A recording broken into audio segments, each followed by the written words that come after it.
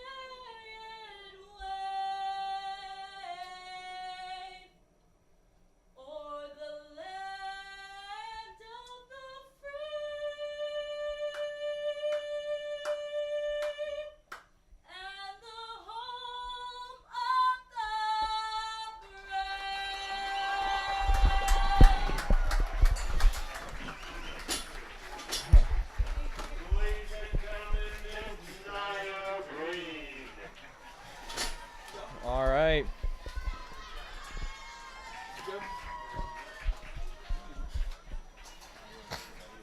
Stars are out. It's homecoming night at PW. 63 degrees over cloudy skies. We got a good matchup, 4 and 2. Cheltenham Panthers versus the 1 and 4 Plymouth Whitemarsh Colonials. This is going to be a very interesting game for PW, coming off a bye week, needing this turning point in the season. With Cheltenham last week losing 20-7 to Upper Dublin, they can really take advantage of not the down, but a defeated Cheltenham team. They desperately need this win. PW coming in nothing to lose. They could really use this win tonight. They 1 and 4 down and out, but doesn't mean you can't come back. So an in-conference win right here would be huge for PW, and especially for Cheltenham too. If they got the win here, this would just put a cap on their season. Hopefully, the next 3 games coming up for them, it would just be a shutout. But this night will decide a lot in the conference, so we'll see how it goes. The coin toss now.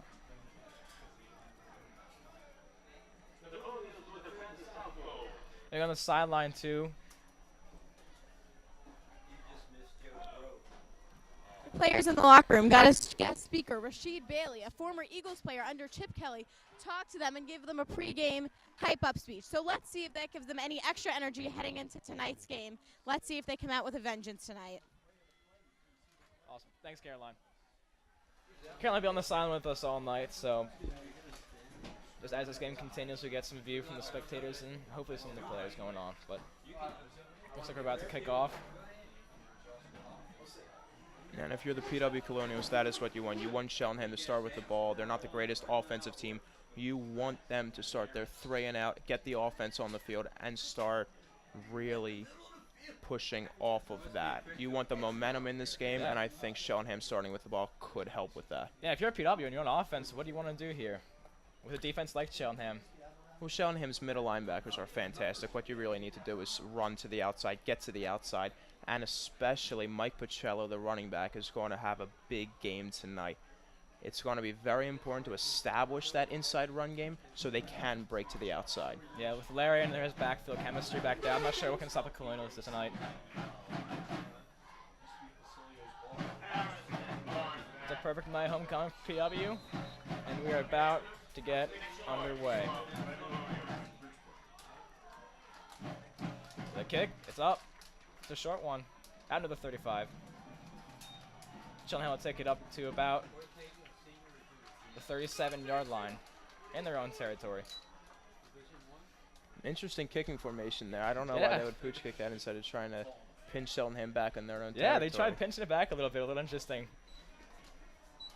But they got the ball on the 37. So what do you think their first out-of-the-gate strategy is going to be for Cheltenham, being on offense first? I think Cheltenham needs to establish their run game first. PW with their corner struggling in their last game against Upper Moreland.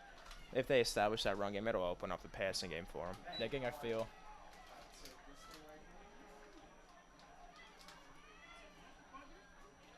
The snap. They're going over the air for this one. Completed for probably a 6-yard gain. They're getting up on their own 42. There's good coverage on that by Mike Pacello. It didn't allow him to get anything. It's a pretty solid defensive play, only a 5-yard gain. Yeah, with the first play being a pass, it's a little interesting to see them go in the air first time, but they got a completion. They got second down, a little close to that marker. I'm not back in the shotgun.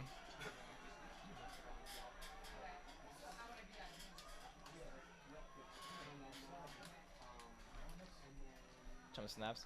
Looking for another pass. A deep pass. All the way there. He's wide open. He's in the 30, the 20, the 10. And Cheltenham will open the game with a touchdown by number 3. That's a breakdown in coverage right there. The yeah, safety definitely. didn't move over. The corner, they were playing cover 2 defense on that. The corner thought he had help going on the deep ball. Didn't have it. That's something that you cannot afford if you're PW. You couldn't afford to get down early on this Cheltenham team with a great defense. Yeah, PW just tried reading Cheltenham's mind and they guessed wrong, but they can make up for it. They got a lot of time left in this game. What a throw, though. Yeah, definitely. Perfect. Almost a 35-yard completion on a 30-yard run by Cheltenham. A kick, and the kick is good, and they will lead 7-0 in the first quarter with 11:08 left to go. A quick statement on how this game is going to go, Justin. What do you think? Pete, you're right. That's a statement. That is a pure statement. I thought coming into this game they needed the running game bad. That passing game was phenomenal. The 2 plays, 2 passes right there, and they go 65 yards for a touchdown. Yeah, that's countless unbelievable. games I've seen at PW. I've never seen a 2-play completion in the end zone already. Now, if you're PW on offense, you really need to settle in.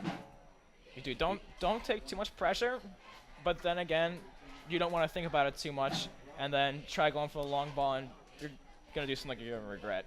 Right, you got to move the ball. You got to consistently move the ball, have a good drive, take some time off, get settled into this game, and that's been their problem this year. They've broken off big plays early on, and they haven't really settled in on offense. Yeah, and being homecoming, this is a big stage for PW. You're coming off the bye, so see if they can step it up on offense. Get that one back. Cheltenham setting up for the kick. It is up, and it's a deep one. He'll take it, and he's going to run the ball. Never mind, they're going to call a touchback on that one. So PW will take the ball first possession on their 20 with a touchback. And Larry's going to come out for the first time tonight, see what he can do against these Panthers.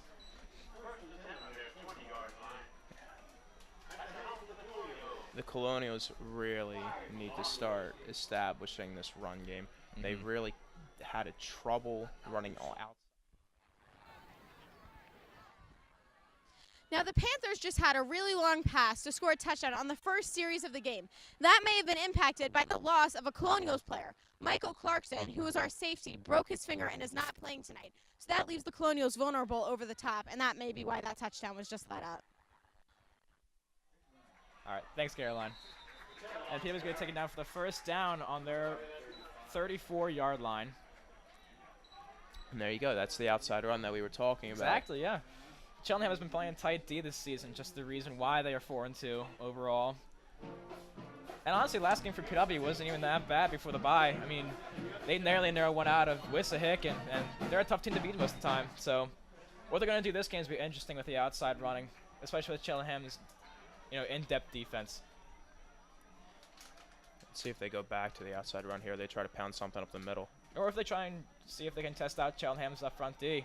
Run out the outside is going to be taken down by his feet just for probably a 2-yard gain out to the PW 42. And that's good rotation by the linebacker there, reading the guard, seeing that he's pulling outside, and he can make that tackle out there. And with the chemistry they have in the backfield is just remarkable by Larry. Just the season they're having right now, it's a quick way to turn it around with just not athleticism, but just pure confidence in your backfield. That's all you really need. Oh, absolutely, and the chemistry back there is really good. This is their second year playing together. Larry's going to laugh again. Back in the Wildcat. Quick snap and handoff. Right up the middle for Cheltenham. Looks as a scrum for the ball. Is it loose?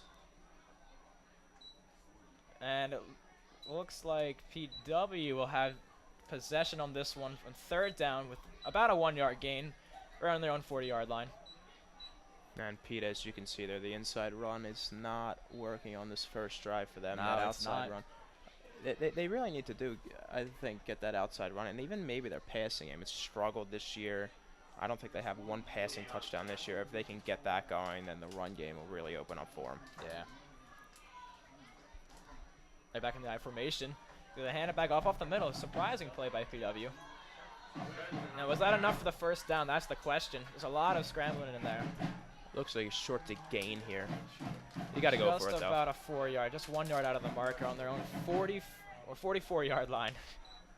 No, you have to go for this. You got to push up the middle. This is Brian Dresden territory. Yeah, the first quarter is the really crucial quarter. You got to fill out the defense on the other team.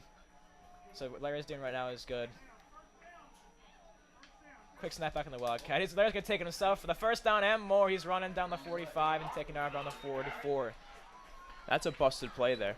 It is, yeah. Cheltenham would have had him cleanly if there Absolutely. wasn't for the excellent blocking by PW. Busted play, but a good improvisation from Larry McLaughlin. Definitely. Just the instinct to take that ball downfield and take it almost 15 yards for the first down is remarkable by the quarterback. So that'll be interesting to watch what he's going to do for the rest of the game because he's good on the ground, in the air, and apparently all by himself. So this will be interesting to watch.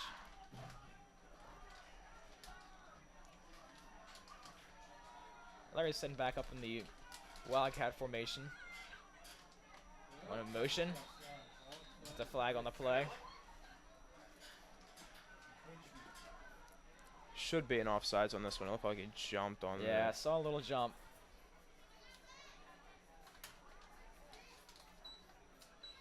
Yeah, right on Cheltenham. So that'll be a quick 5 yards for PW. So with those extra yards they have in the first down too, this will be help with the outside run game. Hopefully, if they can get it outside again, like we were saying. Oh, absolutely. If PW can punish Cheltenham with all these penalties, then they can really take advantage of some of the yards that Cheltenham is giving them. And PW's already used 2 minutes on this play, on their drive. Larry's going to take it again. Oh, no, he got me. Doesn't look like the offensive line, in all honesty, is getting any push. Yeah, I know. The Cheltenham defensive line is manhandling them. They're getting pressure in the backfield. They're blowing up inside run plays. This is where PW needs to try to fake the inside run and try a little option play to the outside on with Mike Pacello. For a loss of 1 yard, PW is back on the Panthers 42. And man, the Colonials are really just eating at that Wildcat formation and that motion with number 18. Pacello's going to go all the way with the 30, the 20, the 10. He's going to dive, but nothing. PW is going to score. Mike Pacello is going to score the first touchdown for PW of the night. That's a quick emphasis on how this game is just going to go. Back and forth all night. And there you go. That's that outside pitch that they needed to do. Fake the inside run, draw attention to Brian Dresden, and good pitch by Larry McLaughlin right there to Mike Pacello, and he breaks free. Good and great cut work by inside. The line. Great Absolutely. by the line, too. Just making that hole for Pacello to run right through, and he was wide open for a 40-yard gain and just a touchdown. That's a fantastic answer on that drive. Definitely fantastic answer. They needed that one. Now their defense can settle in, make some adjustments, right back in this game. Excellent answer, yeah. He was going to go for the field goal here. The snap, the kick. And this one's also good. It'll be 7-7 PW and Cheltenham are tied with 8:28 to go in the first quarter. And this first 5 minutes of the game is just going to tell you how this game is going to go. Now, if you're PW, you really needed that one. You needed that one. You needed the confidence. Now your defense needs to say, all right, the offense has our back.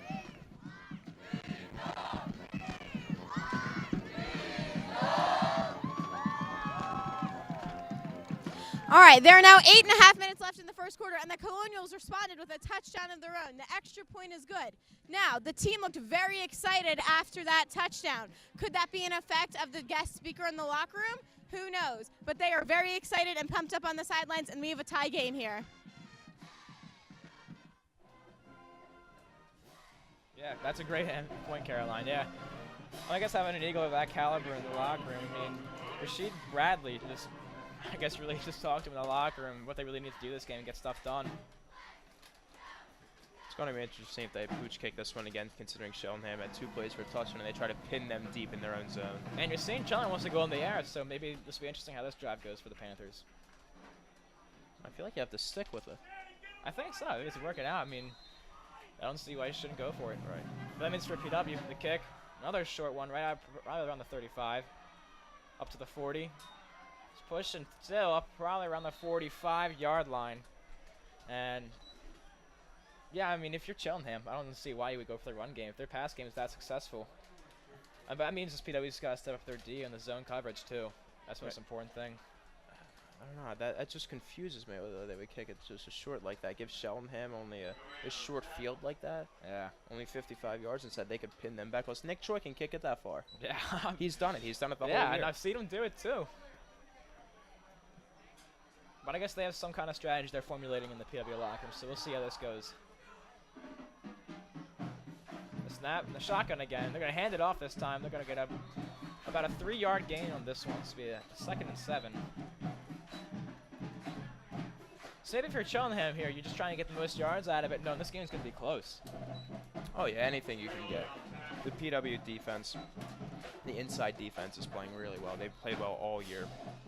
They haven't given up big plays. The problem is their secondary. Yeah. And you saw that on the first drive. If they can correct that before this game is over, I think they will have a lot of success on the defensive side of the ball.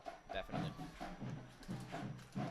You can see the guys just lining a few yards behind back where they first scored the touchdown, making sure that zone is covered. The Cheltenham timeout, we're going to send it back down to the field to Caroline.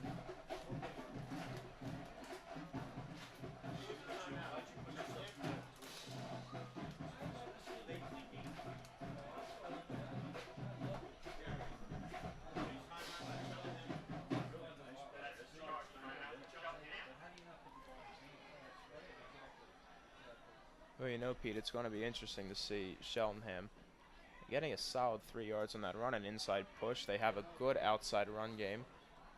They already proved what they can do on the passing side of the ball. So it's going to be interesting to see, can they effectively run it tonight? If they can do that, which will open up the passing game, which you see what happened. A 55-yard touchdown right there? Yeah. It's not something you see all the time, but that was definitely a great pass.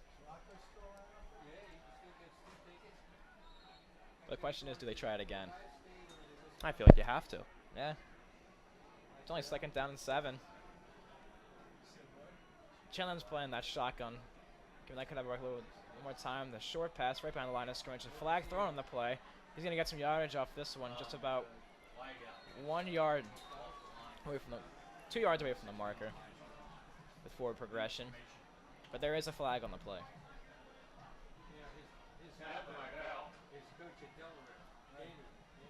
Let's see what this flag is, because PW could get lucky. They had a lot of confusion on the defensive side of the ball. There were 2 receivers out to their left. Yeah, it's going to be from 4th on Cheltenham, so they're going to be set back a little bit here. But PW gets another chance. Yeah, Cheltenham had 2 receivers out. They only had 1 corner out there. They had to bring Mike Pacello from the right side all the way over to the left. That's going to be a 10-yard loss for Cheltenham. They're redoing 2nd down on their 42-yard line.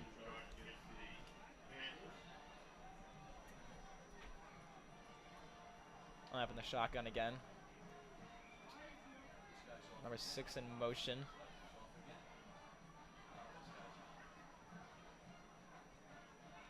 The snap and the handoff to 3. He's going to go.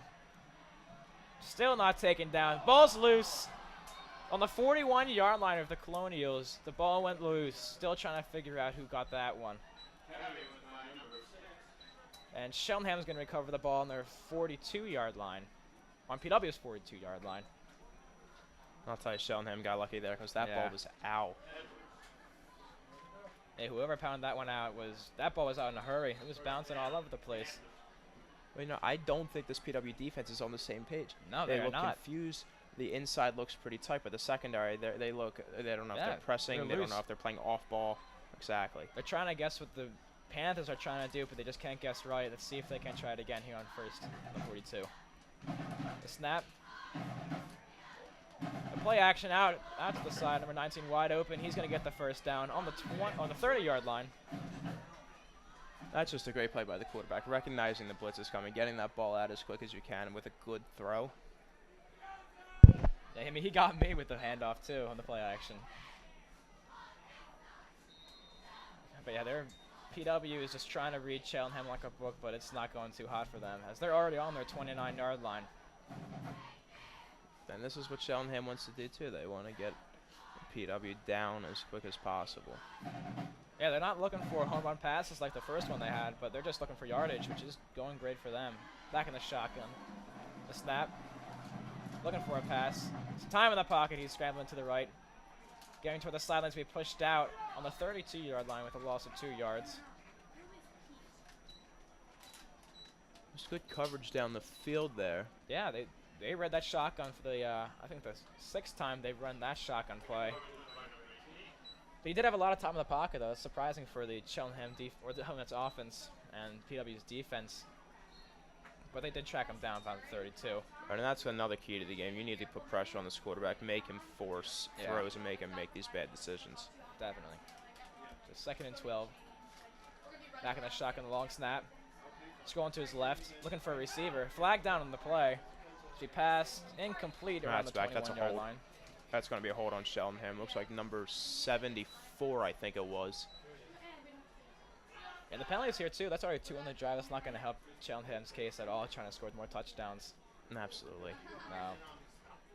Yeah, he just grabbed Jake Davis, number 44, just grabbed his jersey. Yeah, you can't do that. You can't. No. No, you can't. So it looks like they're trying to formulate something. She's making the call. They're sending it. 10-yard loss back to the 42. It's a 2nd down and long. Now, if you're Cheltenham, what's your strategy for this?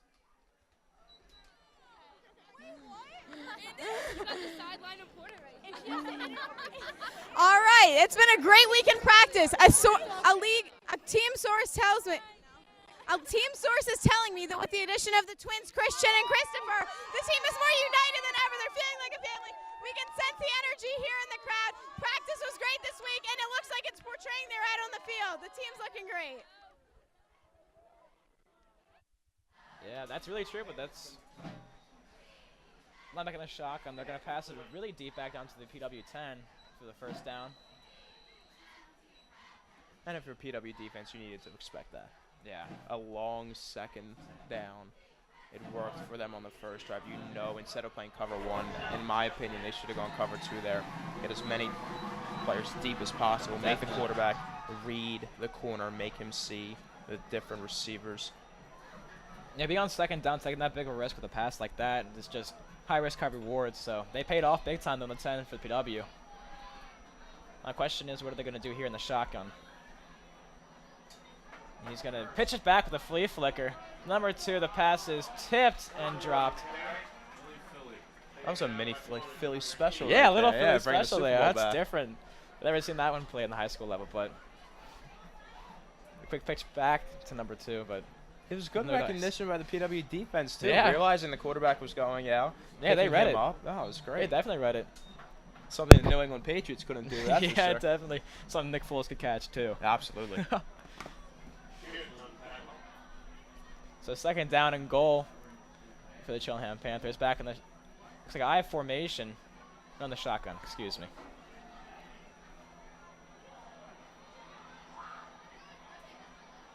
The snap. The pitch back to the halfback. He's going to gain about 5 yards. There's a flag on the play again. That must be interesting. Is this on Cheltenham again? It looks like another hold on 7, I'm thinking. Yeah, this is not helping Cheltenham at all.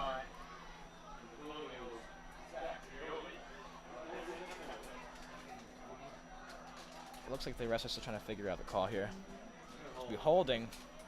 Yeah, on Cheltenham. That's be 5 yards. Yeah, loss of yard here is not what you want for the Panthers, obviously, in any football aspect, but let's see if the Colonials can just pay off from this, y'all.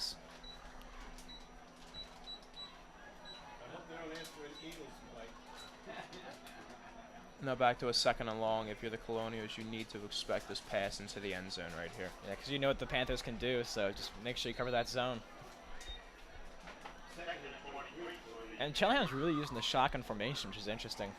They have that 3-receiver package, one in the slot, number 7. Look for him deep. Yeah. Because the quarterback's got a choice. He's going to snap it. He's going to take his time in the pocket. He's getting rushed. They're going to complete the pass at the 15. And he's shaking some tackles there around the 12, and it's loose. And PW is going to recover the ball. Now that's a turnaround for PW. That's what you want to see as a PW fan right there. Cheltenham's 2nd fumble of the drive. PW got lucky on that one. Yeah, Getting like that one back in the red zone right there. That's just good defense. It really is. Yeah, and like I was saying, the high-risk plays for sorry, not PW. Cheltenham is just really going to pay off in the end, especially those long passes they're trying to complete is just difficult. And they just showed right there, and now PW's got the ball on their own, looks like the 14-yard line. Now, if you're PW, you got to capitalize on this. You need to have Cheltenham pay for their mistakes. You know what kind of team Cheltenham is, and you got to come out and attack like you know what it is. The pitch, Larry's going to take it, and he's going to gain flags down also. Yeah, that's going to be negated. That's definitely a hold right there. Look, the 17, on PW's own 17-yard line.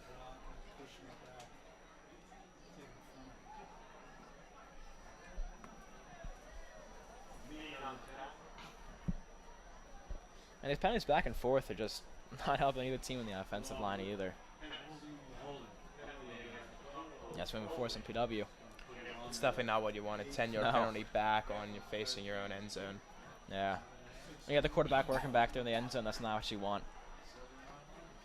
Now, if you're a PW back here in their own red zone, what do you want to do here? I feel like you have to still run the ball to the outside. It's been working recently. That's how Mike Pacello scored that touchdown with a little pitch out there and a little option. Yeah, you haven't tried the pass against Cheltenham, and this is not the spot to try it. PW's lining up again on the ball. The snap to Larry. Back at the end zone. He's going to pass off to the side around the 4-yard line. Not taking down Jay quite yet. Dresden is just holding it like a monster. 4 progressions will be around the 7-yard line. Still not great yards for PW, but they got something out of that, it looks like. Yeah, but Brian Dresden is a monster. That dude does not go down easy. He fights for every yard. He's a power back, but he can also catch out of the backfield. That's the type of running back that you want on your team. Yeah, we saw a game against Wiss, too. Dresden just would not go down against the whole entire Wiss defensive line. It's just, that's someone who will want in your backfield if you're looking for someone with this kind of yardage in this type of game.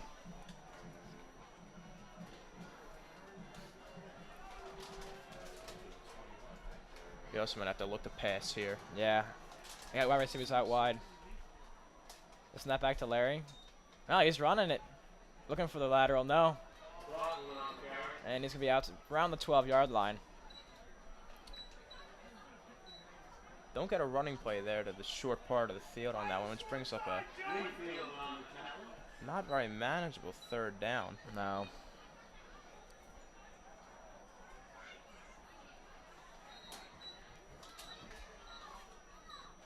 And they got a long 3rd down here. The question is, do you just try and go for that home run pass and get out of this red zone?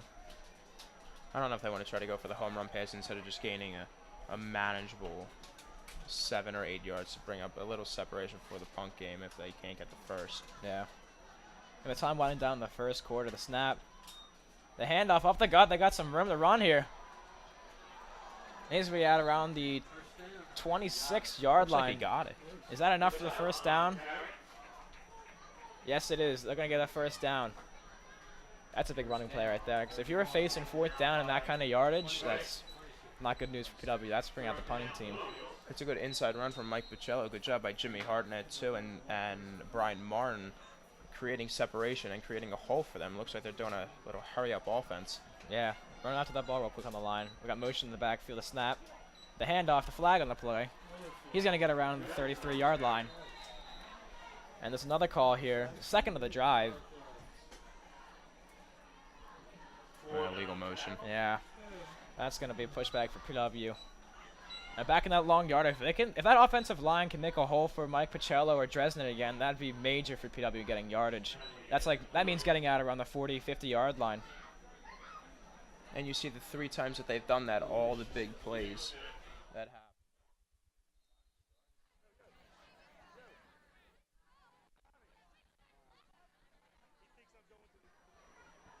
And in just a second, we're going to take it down to the sidelines with a sideline from Florida Caroline.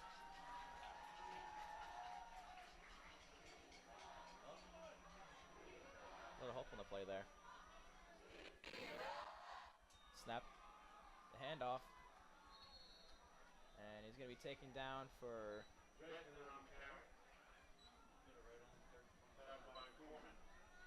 around their own 25 right there. And we're going to take it down to the sideline to Caroline. Caroline?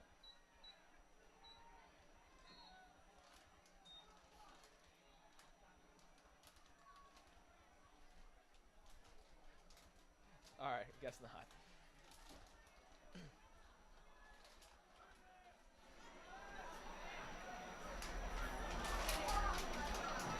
All right. Gonna play Mikey Pacello back in the backfield in motion, and there's a Looks like timeout, PW. yeah. They're gonna take a second trying to figure this play out. Now, with this kind of yardage, they're just a yard behind. I don't know. Getting out of this, maybe. What do you think? Well, as you saw on that 3rd down on the previous drive right there, they did a good running play. A little delayed handoff inside game. All right, so they were.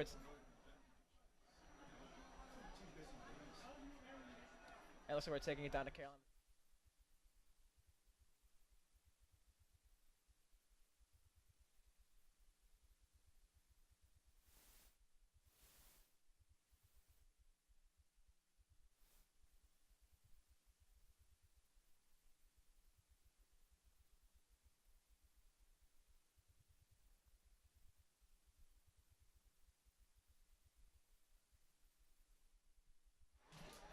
I think you want to maybe try to get a quick throw in. The screen game has been working this year. It just didn't work that one play. If you do a screen pass to Brian Dresden in the open field, get some blockers with the receivers, and have one of your guards pull, that could be a big play for you. Yeah, you have time this first quarter, so I don't see why you shouldn't try something in the air. They're going to line up back, and looks like the Wildcat. They're really using that Wildcat formation this first quarter. The snap and the handoff to Dresden. And he's going to be taken down right on the line.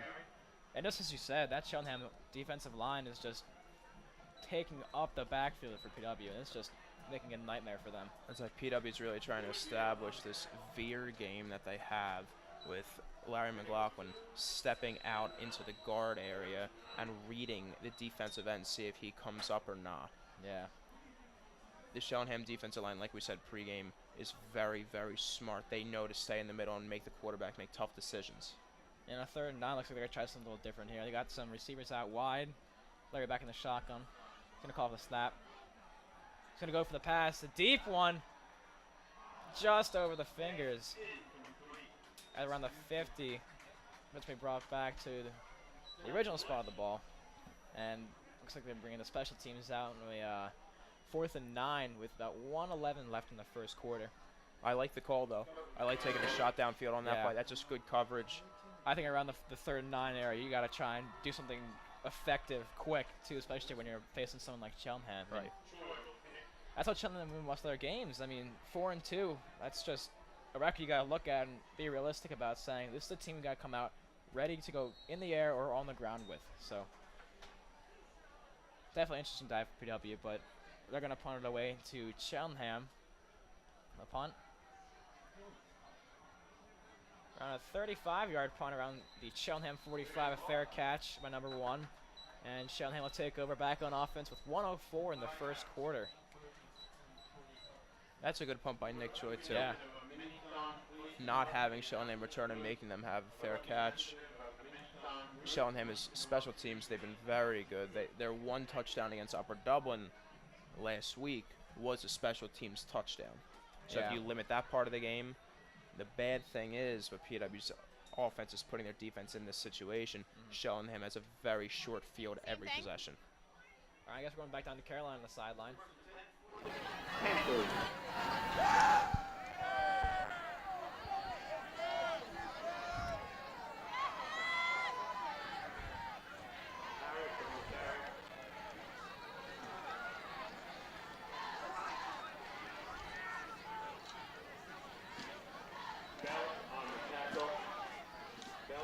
1 minute left in the quarter here. And on Cheltenham's last series, the Colonial defense had a big stop.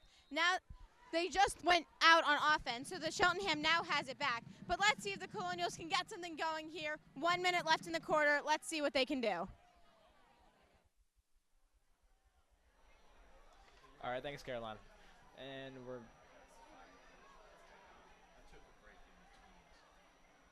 back with Cheltenham on the PW.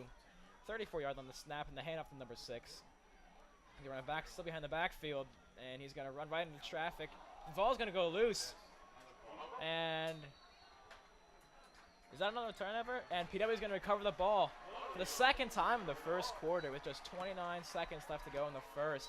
This is crazy. I mean, just seeing the Cheltenham offense break down like that and lose the ball so quickly, it's just going to be a long night, I think, for both teams. Oh, you can't afford that if you're Cheltenham. That's 2 times in the first quarter. You had very good drives, very quick drives that ended in a turnover.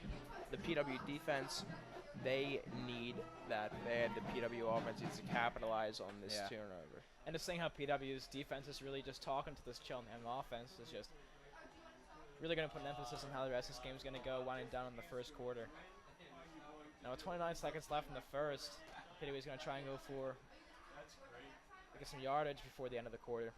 Yeah, this most likely will be the last play of the quarter. Just try to get us out 3-4 yards on even an inside run they could do. But you look at the open field, there's a solid open field. If they can do a reverse outside, Philly. possibly. Looks like they're going to run it out wide. Larry's going to take this one. He's going to take it around the 42-yard line for the first down pickup with 18 seconds left to go in the first. That's a good keep. Sign. That's a very good keep. Realizing that the corner's coming up, he would play the outside pitch, just talking that and keeping it and gaining an extra 5 yards. Yeah, PW's just figuring out slowly that where they can run this ball in Cheltenham, just showing their defense is strong on the inside. They're just cut to the backfield. They're going to run down the back door. And that's what you need. You need to figure out, like you were saying, where Cheltenham's weaknesses are and keep hitting there. Exactly. They opened up their offense. Look, they're using the whole entire field right here. Larry's going to hold it himself and take it again. Take it around the 50, out of bounds on the 52-yard line, taking for the first down. And that's going to end the first quarter of play. PW 7 and Cheltenham 7. Man, just seeing how this first quarter went is just going to really, like I said, put an emphasis on how the rest of the game is going to go. So this is going to be exciting. That's a good competitive quarter by both teams. Both defenses were playing very well. PW forcing turnovers, Cheltenham stopping the inside run game. Yeah. Both offenses have struggled except for their 2 big scoring plays. Yeah, 2 very well-deserved scoring plays, for Absolutely. Sure. I will say, PW has dominated the time of possession. They just haven't capitalized on anything that much. Cheltenham's defense has limited this PW offense, especially the inside run. Yeah. It looks like both teams have figured each other out, so really now it's just who can capitalize on each other's opportunities. I mean, you saw both teams got very well-deserved scores, 7-7 being the score. I mean, if you're PW or Cheltenham, you might come out of here and just use the ideas and weaknesses you have from the first quarter from both teams and capitalize. It's all about it is like just either finding your deep pass if you're Cheltenham or finding that ball outside.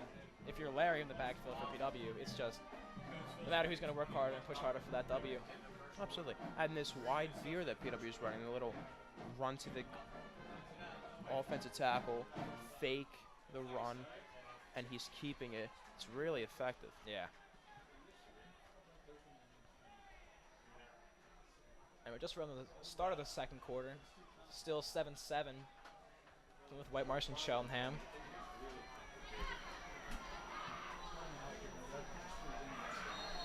Long to the ball again.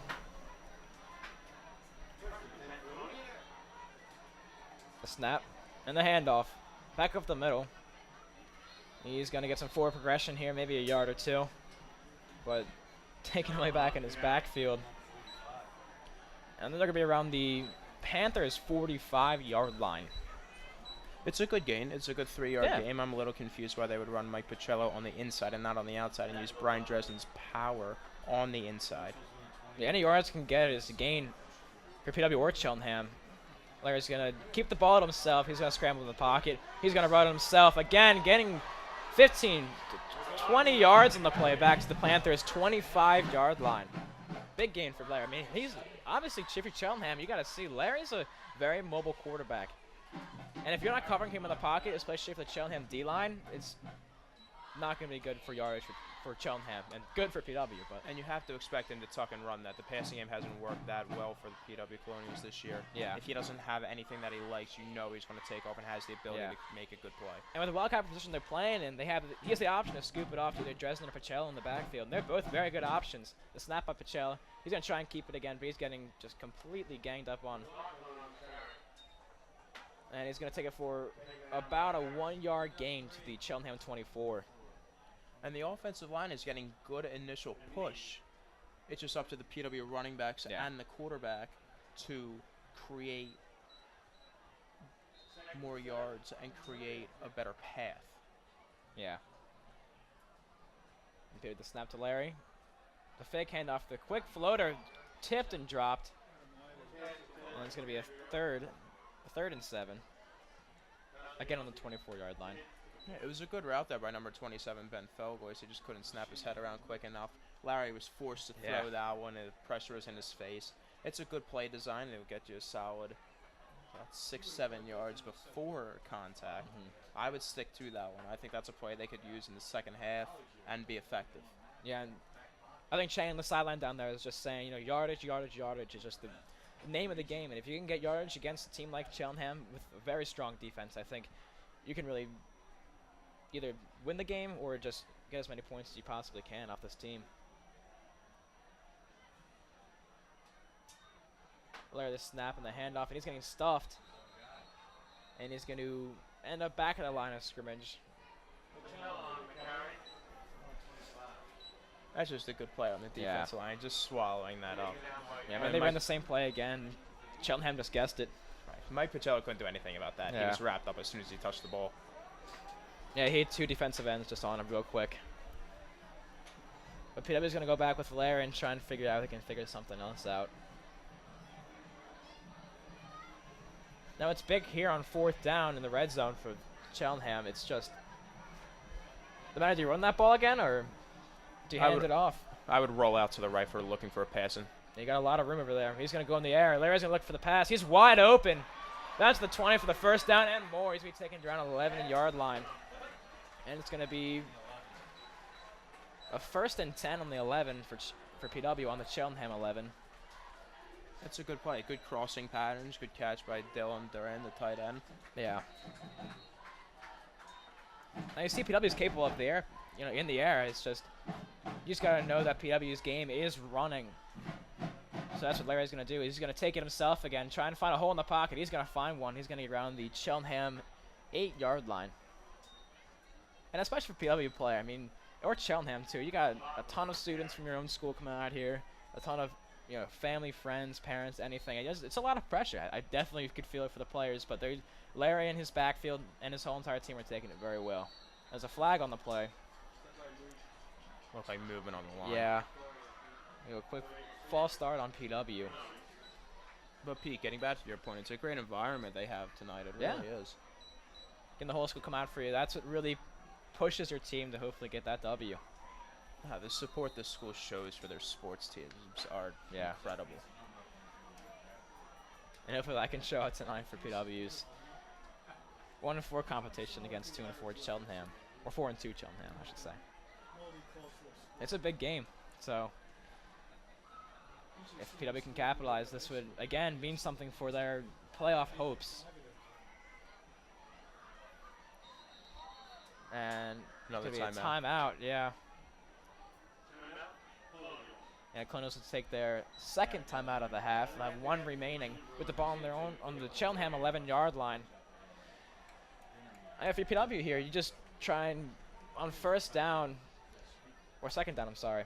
Second down, you just got to try and get yards and try and get that 10-yard line. Because if you can get inside there, you can pretty much run the ball wherever you want. Get that ball in the end zone or in the air, too, if you can find someone open in the end zone. But and the last time they were in this position, they took a timeout, too. And then after the timeout, they ran the ball to the outside for a 6-yard gain. yeah, If they can do that again, it sets up a manageable third down. And they still have room for an extra first. yeah, it's good to take your time. Let Chang help his offense and figure out what they want to do.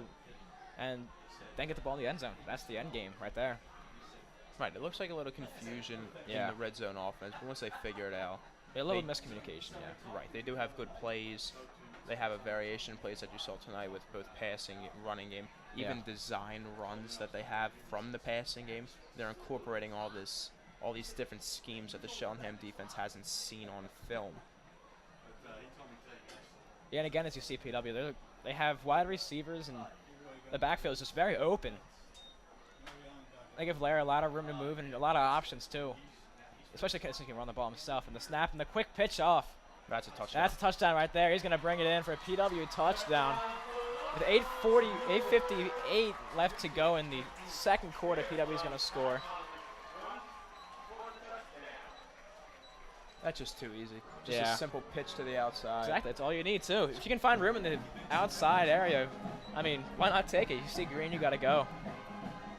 Be 13-7 PW. And They're that's going to what go for PW the field goal this one. Right, and that's what PW needed, capitalizing on that turnover. Now here you can give your defense the chance to settle down, organize themselves, and come on the field for a big drive. Hopefully they can get another turnover for their third, hopefully, already having 2 in the first half.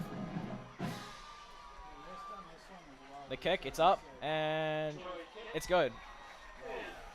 14-7 PW, 8:54 to go in the second quarter. Yeah, like I was saying, the D, now being up against Cheltenham, obviously a very well-rounded defensive team, and as you can see, a very skilled offensive team. You give yourself some space and some breathing rooms to organize and hopefully get that ball back again for your offense and Larry take care of that. Right, this has been a good start to the PW offensive side of the ball. This is what you want coming in. Cheltenham's defense is very, very solid. When they played Quakertown, they only gave up 14 points to Quakertown, a very good offensive team. PW already put up 14 points in the first half. This is a good sign moving forward for their offensive team. It's a big sign PW is here to play, so emphasizing on how much this game, how much they really want to push for every single yard in this game. Whether it be penalties, turnovers, or just the yardage earned from good offensive play.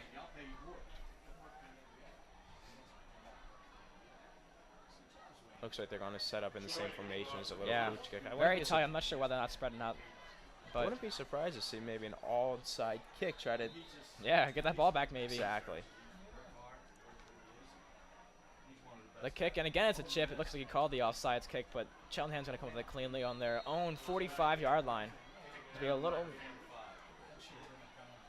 The only thing I could think of as to why they are doing that is they're not confident in their kickoff coverage downfield. Yeah. Yeah, a little push and shove in the backfield there, but. Right, and this is Cheltenham's 4th drive, and all 4 times they have had a 55-yard and under start. Yeah.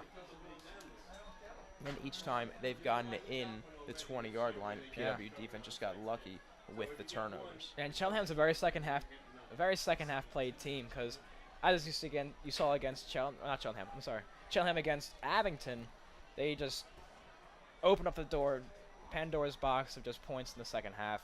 A snap in the shotgun for Cheltenham. The deep pass. Got him. And he caught it around the 15-yard line. Cheltenham's going to get a quick touchdown, 1-play drive. Wow. That's unbelievable. That's that unbelievable. throw was unbelievable. That's 2 money passes in the first half. That's just insane for Cheltenham. And if you have that kind of ability to throw that ball that deep and have receivers that can run that ball down and catch that, that's just something like no other. Great route. Good coverage on the outside, too. Yeah. Just beaten by a better ball. Yeah, I mean, PW lineup in a great defensive stance. He had a guy trailing him from Cheltenham. It's just Cheltenham was just better sealed in that play right there. The kick, it's up, and we got a tie game. 14-14. Plymouth, Whitemarsh, and Cheltenham are tied in the second half with 8:42 to go. Wow, that's the fastest drive I've ever seen. If I thought the first quarter's drive, that 2-pass rush was just, I thought that was fast. This was faster. I don't know how you come back from that kind of play right there. I think you have to really consider trying to kick the ball down if you got to pin Cheltenham back. And we're going on to the sideline to Caroline. Caroline? There are now 8.5 minutes left in the second quarter. The Colonials were looking good. They drove the ball down the field and scored to go up 14-7. But Cheltenham responded with a 50-yard bomb to tie the game back up. Leading into halftime now. We'll see if either team can take the lead. Yeah, very good point made by Caroline. And very quickly back, PW get the ball back and kick off. And if you're PW, you got a little too comfortable on defense there. Now you got to make up for it. Let's see if Larry can just figure something out to get PW back to that lead. Send it for the kick up. The kick is up. And it's deep. Going to catch it in the end zone of PW, and they call for a touchback. And PW take the ball on their own 20-yard line with 8:41 to go in the second quarter. Now, again, Justin, if you're PW here, what kind of rush are you going for here? The outside game has worked Still. a lot. It really has. You're committed to that right there, huh? You have to be. Yeah. The inside game has done nothing. The max you've gained is 3 yards. The little fake run, pitch to the outside, the play that they scored on with Mike Bocello, it's been working. If the offensive line can make a hole, it can work. Yeah. They might need to start incorporating the passing game into this to open that up. Yeah. And it's not to rush it. You got plenty of time here in the first half. And you get the ball at halftime, too. So if you're PW, I think it's just important you get yardage. Don't rush any passes or any handoffs. Or if you're Larry, in his case, running the ball and risking turning that over. Absolutely. And they can't afford to have mistakes. They can't afford to have penalties. They can't afford to have missed assignments. They need a good drive here to answer what Cheltenham did on the offense. Definitely.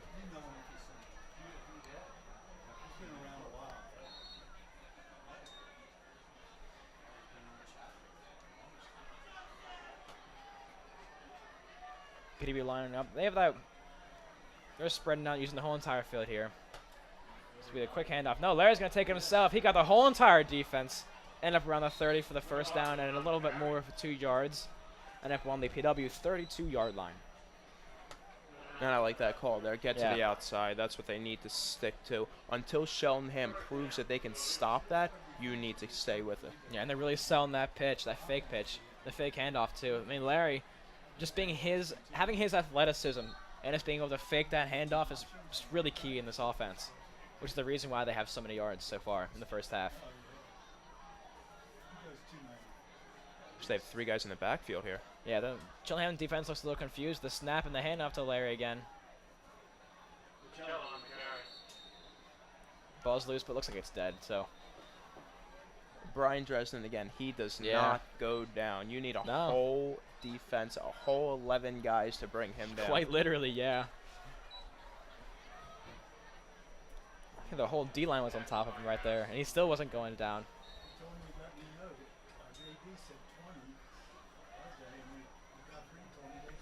But PW will gain 3 yards off that, and they'll end up on the the PW 41-yard line, or 36-yard line.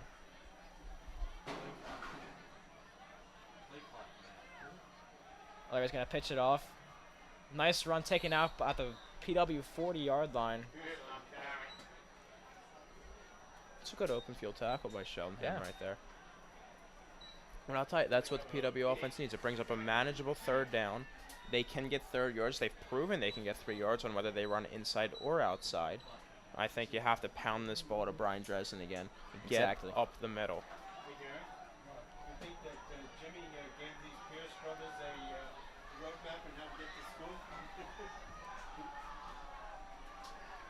Flair's going to line back in the Wildcat. He's going to hand it off. No, he's going to take it himself from the 45 and pushed out at the 47-yard line for a first down. And just emphasizing just Larry's athleticism. That's just going to get you first down. That's all PW needs to bite back that Cheltenham. The offensive line, like we said, is getting good push up front. They're allowing Larry McLaughlin to make a good read and gain yards off of that. Exactly. You're taking a little more time in the backfield there in the huddle. I think if you're PW now, you really do need to take your time with the plays you're making. Larry's going to take the snap and the handoff. Cheltenham is just going to read that, and they're going to take him down to where he came from on the PW 47-yard line. Second down. The one fantastic thing about Cheltenham's defense is that they have this rule, 11 hats to the ball. Every single play, every defensive player goes to the ball and goes and makes that tackle. And that's what a lot of teams, high school, college, or professional football, do not do. And you can tell Cheltenham is taught well on the defensive side of the ball by doing that. Yeah. You can see Cheltenham's backfield, too. They're a little confused on what PD was trying to run this time. They're organized now, motion in the backfield and the handoff. Quick pass, and he's going to be taken down for about a 1-yard gain. It's another good open field tackle right there. These Cheltenham corners, they are really playing well. The PW offense are throwing different schemes at Cheltenham, but Cheltenham is reading them, and they're making adjustments on the defensive ball. In the last 2 downs, too, I mean, if Cheltenham is making those tackles, PW is getting another first down. So on their defensive side, that's showing great life, especially if you're trying to, in a tie ball game 14-14, you just need to contain every yard you can.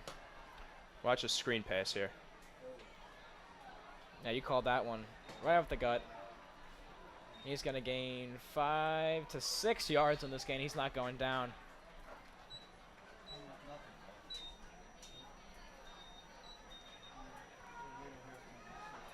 Again, brings up a manageable 4th down. Yeah, you have to go for this. Yeah. You have to go for this. It's in territory where it's too short to punt, but it's too long for one of those field goals, even though Nick Choi has a leg. Yeah. And PW has proven that they can really get these few yards they need just pushing it through, getting that first down.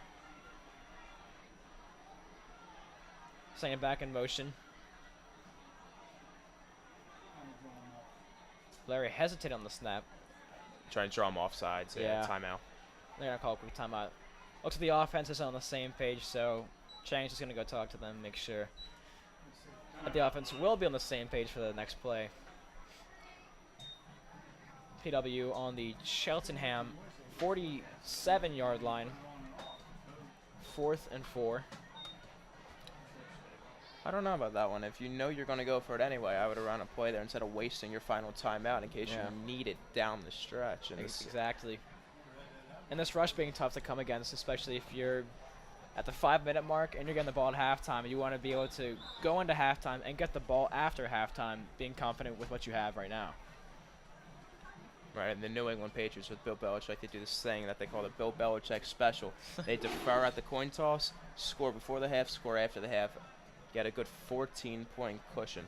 And that's what the Colonials need to do here, 14-14 right now. If they can get that separation before really Cheltenham starts making their push, I think that could be beneficial. And keeping this game tied at the half would be huge, too. Just having both teams go into the locker room, just formulating and just trying to figure out how to be the better team the second half. Right. Which will really determine how this game is going to go, considering both teams really want this win. The snap from Larry, the pitch back, and another pitch, the Philly flicker. Special. The Philly special. He's going to go to Larry. He's going to catch it. No good. Incomplete pass, and Cheltenham will take over on their own 47-yard line. I'll tell you, I like the play call. It's aggressive. I like it. It's a very good throw by Ben Felgois. Couldn't really tell what happened there. I don't know if it was a drop. I don't know if it was good coverage there, but I like the play. I think you have to keep with that play. The Cheltenham defense did not know that was coming. Yeah. And Larry was wide open. You saw that, but shown twice that the Philly special so far is 0-2 in the first half. At least it worked when it counted. That's yeah, for right. Sure. Yeah.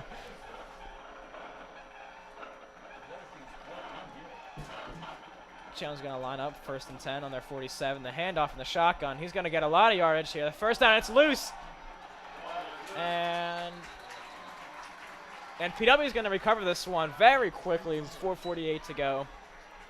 And that's huge. That's 3 turnovers in the first half. I mean, and all long runs, too. Yeah. All long runs, open field tackles, and they just punch the ball out. Ball security is going to be a major thing that Cheltenham needs to talk about at halftime. But now PW offense, like we were talking about, with the scoring before half and scoring after halftime, they need a good drive here, and the defense has set them up in this first half very well. Now, if you're PW here, are you trying to go for clock management, or are you trying to get that ball in the end zone on your own 35-yard line? Oh, you try to get that ball in the end zone as quick as possible. Looks like they're going to get a too-many-men call here. It's a quick substitution. The ref's going to catch that one.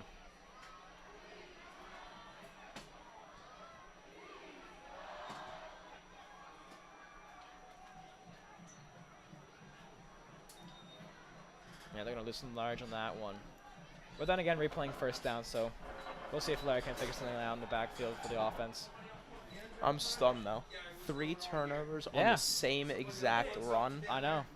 And good yardage, 20 yards every time they have these turnovers.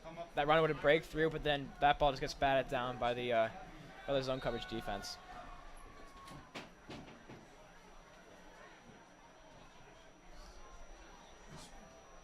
First and 15 on the PW 30. Blair with a snap's going to quickly hand this one off up the gut, and they're going to take them back around the 31-yard line.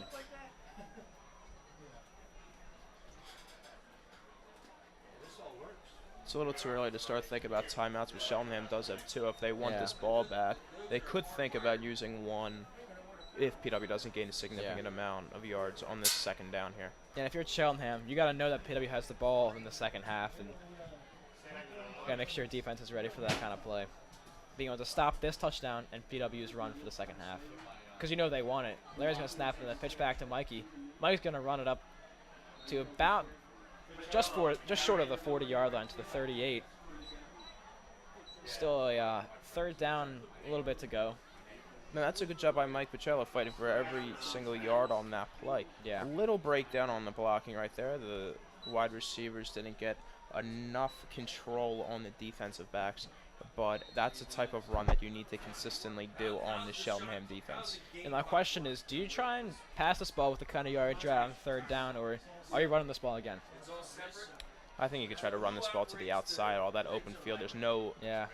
There it is, the handoff. Dresden up the gut. Still impossible to take down the first down and way more back to the Cheltenham 47-yard line. That's a big gain. 1st and 10 for the PW Colonials. He is phenomenal. Yeah. Brian Dresden does not go down. He's insane. A big physical runner. An absolute monster.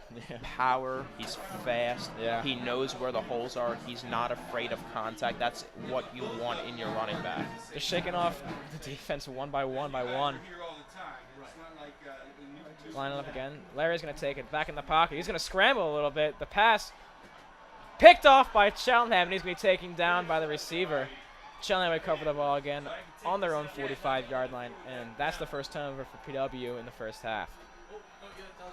You can't make that pass. You can't make that pass at all. You see, as we have a little scoreboard malfunction right there, but it looks back to normal. But you have to know that you're not open.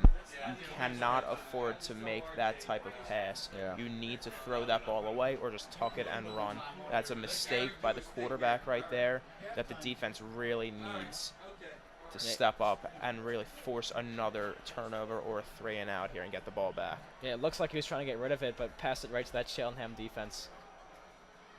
Cheltenham's going to snap it in the I formation. He's going to run up the middle, find some room.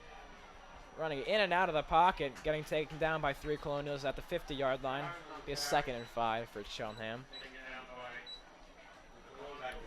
I think realizing that PW gets the ball back in the second half, the Cheltenham offense wants to keep the PW offense off the field. They want to waste as much time as possible while getting significant yardage. Definitely.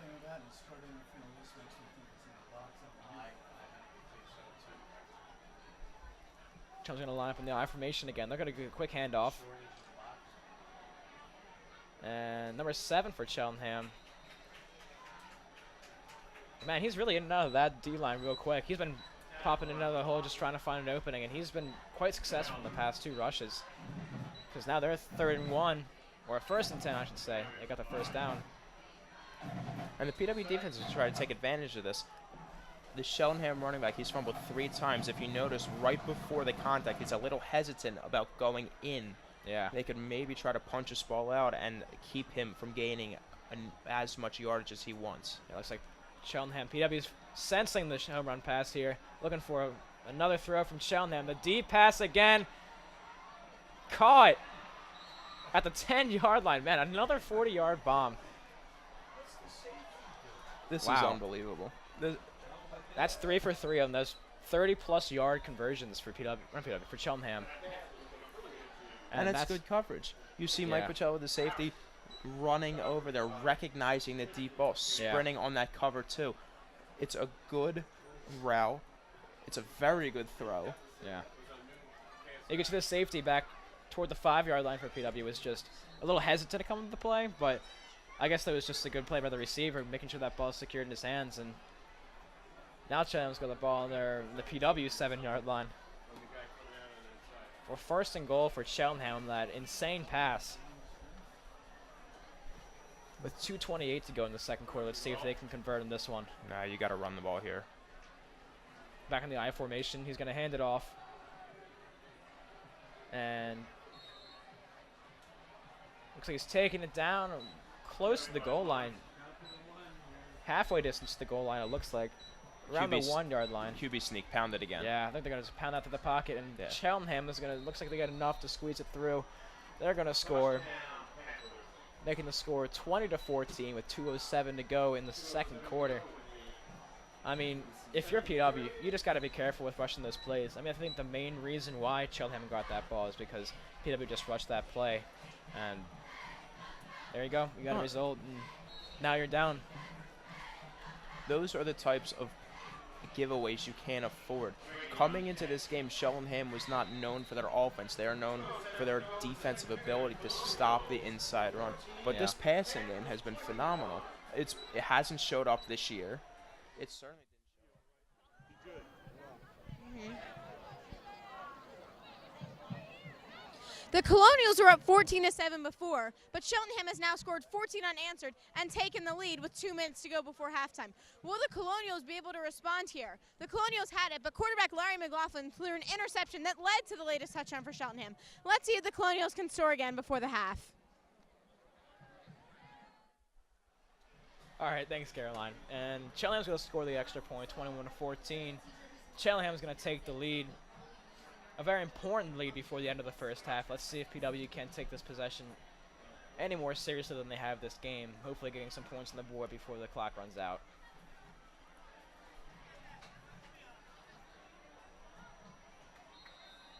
Getting set for the kickoff. Number 24 is going to send this one away. Deep. And they're going to let that one go through the end zone for a touchback. PW will take charge on the 20-yard line. Any ideas for PW? Keep doing what they're doing. They're getting good yardage on the outside. They're doing consistent drives. The main problem for this Colonial offense is that they're getting themselves in tough second down situations. Knowing the passing game isn't quite there yet, the Cheltenham defense is really stacking the box and limiting this inside run, and PW hasn't established enough of the outside run where they can break out. Definitely. And if you're PW, you take your time here, get some yardage, get the touchdown, and then go into halftime with a tie score, hopefully. On the ball, PW. Larry's set. Players in motion. Larry's going to get the snap. He's going to look for the pass. He's got a man wide up on the side. Up at the 40, the 45, the 50, and he's taken down at the Cheltenham 46-yard line. I mean, that's a statement that Larry can do it all. I mean, the pass, the run, taking it himself, it's just, PW is a very versatile team. It's just, they got to learn how to take that, calm down, and use the energy to score touchdowns. That's a great route, too. Yeah. Realizing that the corner's pressing up, getting that swim move and breaking free. A snap in the shotgun to Larry. Larry's going to run it out, scrambling through a few linemen. And he's going to charge her back to the line of scrimmage and get a quick gain of 2. And yeah, I mean, if you're Larry, you're just trying to find yardage here. I mean, that rush right there, I just showed you that he can scramble in and out of the pocket and still find a few yards in his back pocket. Right, knowing there's no timeouts, knowing you can't afford to have any negative plays, you need to get as many positive yards as possible, and that's what he did on that play. Yeah, the shotgun again, 2nd and 8. He's looking for a pass. He's getting rushed. He's got to get it away quick. And there's a flag on the play. Late hit, maybe? Looked like Larry was out of bounds when they hit him. Yeah, looks like the Cheltenham player down. And he's up and he's all right, but Yeah, rough in the pit. yeah. Oh, no. What? Intentional grounding, they called. Okay, Lost yeah. it down on that tip. Larry tried getting it away too quick, and the refs caught on to that one pretty fast. I mean, for Cheltenham, that's just good D. They got right to the line. Not sure the offensive line was sleeping on that play, but I mean, again, you've seen both teams. They both fought back. I mean, their percentage from behind the 10-yard line in that kind of play on a 3rd or 4th down is just phenomenal for both these teams and their records. It's just now at this point, it's just capitalizing. You can't let Cheltenham get the ball back knowing their big play ability. You have to put yourself in a good 4th down position here. The one time they had 2nd and long, they ran that little delayed run inside to Mike Pacella. I wouldn't be surprised if they do that one again. And 117 is a lot of time, so let's see what PW does here on 3rd down and long. Larry sets in a pass, a quick pass, a screen pass. And they're going to run it back up to the Cheltenham 45-yard line. And it'll be 4th and 8 with 1:10 to go in the second. Now, if you're PW, you're looking at the clock now. I mean, you're out of the Cheltenham red zone, and you just got to make sure you're getting in there quick and hopefully pounding one in before the first half is over.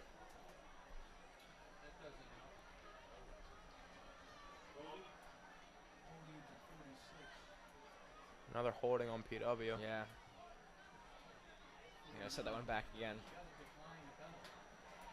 And the refs are still trying to figure out what happened.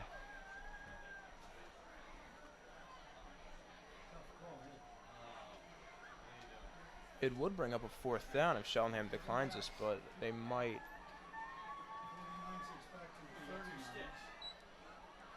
Are they sending them back or are they declining it? Yeah, looks like they're sending back 5 yards.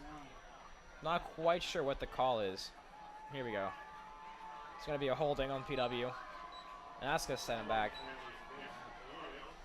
But they will redo 3rd down, so they get another try. That Almost. certainly does not help this PW game plan here on this quick 2-minute drill. Yeah, over 20 yards of area before they can get the 1st down. I mean, it'll be tough, but it's something I don't think PW can't do. And Cheltenham's going to call their 2nd time out of the half. He changed his mind. He wants to decline the penalty. Or they're just redoing the call there. 4th down.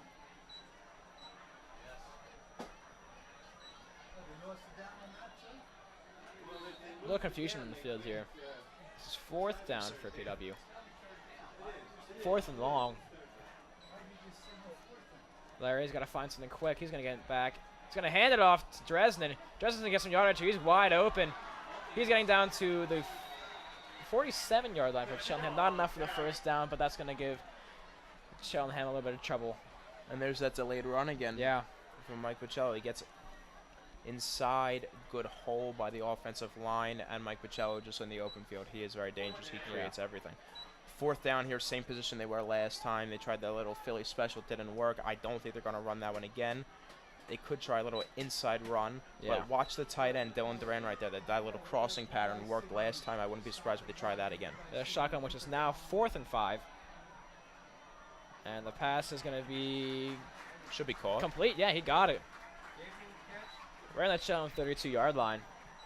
Be 1st and 10 for PW with just 41 seconds to go in the 1st half. That's a big play. It gets the 1st down, and it stops the clock while it gets out of Exactly. bounds. We're on the sideline. It's a great pass. They Just have a to be- dime.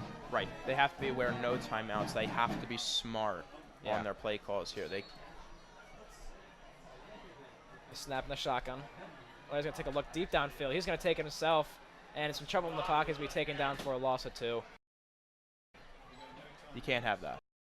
Can't have that at all. Cannot have that. You have to know you need to get rid of the ball, waste time, no timeouts. Offense comes back onto the field. Yeah. Possible spike here. Yeah. Stop the clock right quick. 21 seconds to go in the first half. It's going to be 3rd and 13 for PW. It's Now, not for like- PW, are you trying to get a long pass in the end zone, or are you just trying to get to the halftime, get to the locker room, and go to the drawing board and try and get a new idea for the second half? They could try a deep ball like they did on that outside where the cornerback presses up and it creates separation and they just do Yeah. a little heave down low. I don't see why not. Possible field goal. They're in Nick Choi's range for about another 10 yards. But they have to be sure. If they complete the pass, they have to get out of bounds. That's the first thing that needs to be on their mind. We'll stop watching the play here.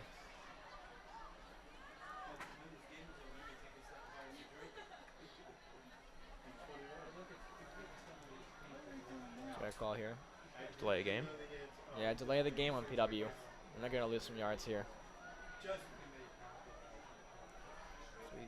Confusing. A delay a game off of, Yeah. of a dead ball. Exactly, yeah. And they spiked it pretty cleanly, so it's going to be 3rd and 16. They're snapping the shotgun to Larry. He's going to look for a pass. He's got a lot of time, a lot of room. That's intercepted. And it's picked off by Cheltenham. And they're going to be down on their 15-yard line with 13 seconds to go in the first half. I mean, definitely a good attempt by Mike. I mean, I think with that position, you got to go for that kind of pass. I mean, losing that kind of yard and the turnover there won't matter, but it'd be unfortunate if Cheltenham could find a way for PW to mess up defensively and find another long pass you've seen Cheltenham's very successful with. So Right, it's not a bad call. It was just an No. underthrown ball. yeah, That's something that the receiver, since he is new, and the quarterback, they haven't had a whole lot of time to get chemistry together. But that'll come together. I'm not worried about that. It's a good chance down the field. Cheltenham, they could try down the field. If I'm PW, I play a long, very long cover 2 here. Exactly. Separate. Yeah, and if you're Coach Chang, I mean, you're down there talking to Larry, just tell him to take his time. I mean, he had a lot of time in the pocket back there. I mean, he had plenty of time to either scramble out or find another option, but with 13 seconds to go in the half, it'll be just enough time for PW to hopefully hold them off and go to the locker rooms and go to the drawing board and get a new idea for the second half. But Cheltenham will call their last and final timeout, the 3rd and final timeout of the half. And I think for Cheltenham here, you're just trying to find a way to get that ball out of there. Absolutely. Get guys deep. And they have 13.8 seconds left. Even if they do a quick little pass, they still have the time to get out of bounds, and they could set up that deep ball. But PW defense has to be smart. They have to realize that deep ball will be coming. If they look to throw, they have to play off. They have to keep the receiver in front of them. Exactly. And just seeing previous plays, I mean, the deep ball has worked with Cheltenham. And the defensive coordinator for PW just has to be telling them, you got to watch for that long pass because they've been 3 for 3 so far. And I think that long pass will come in handy right here. And they're going to kneel it, and they're going to take it to the locker room for the halftime. So at the end of the first half, Cheltenham will lead PW 21-14. It's interesting. I mean, this is a close game for the two very different teams coming to this close to the game. I think it's going to be a great game. It's just the end of one half. If PW can go to the locker room, figure something out, come to the second half ready, and get the ball, and hopefully make some changes. No, absolutely. It's going to be a very interesting second half. PW, they need to stick to what they're doing on the defensive side of the ball. Really keep the Cheltenham running game contained, and then that compress the Cheltenham passing game. Yeah. Try to force some throws. I mean, PW is not doing anything wrong. It's just they've got to clean up their game. They got to find a way to really sell those delayed runnings and passings they're doing right now, like you've been mentioning. It's just big plays. And the thing about PW, you can't expect Cheltenham to have 3 turnovers again in the second half. So Yeah. you have to be smart on offense. Yeah. you have to realize that the running game isn't coming as comfortable as they had hoped, that the passing game is going to need to open up. All right, well, that'll do us in the first half. Cheltenham again leaves 21-14 against PW. And we'll go with a quick commercial and be right back.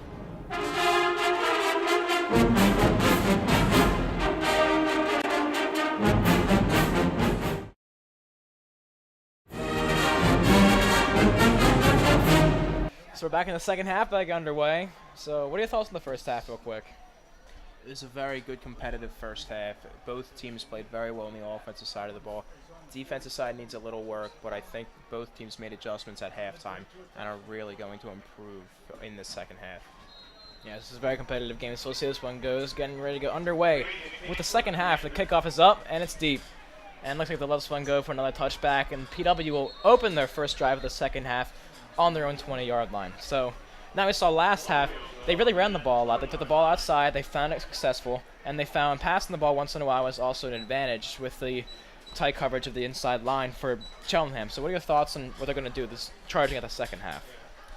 I feel like you got to stick with it. You got to keep pounding the ball on the inside, establish that part of the game, and open up that outside. That was the key to the first half. It didn't work as successfully as they had hoped for. I think you really need to do this on the first drive here. Definitely. All right, we're ready to get the first play underway for the second half. Line up back in that wildcat that Larry went to in his first half. Snap back to Larry. He's going to find a way, but he can't find one. He's trying to roll out of that. He's going to get just about 5 yards in that one. There's a flag thrown on the play. Looks like the flag was thrown after the play. Face mask, maybe? Maybe. I'm not sure. Maybe. That's impressive that back judge saw that from that far out. It was fun. It was thrown really late, too.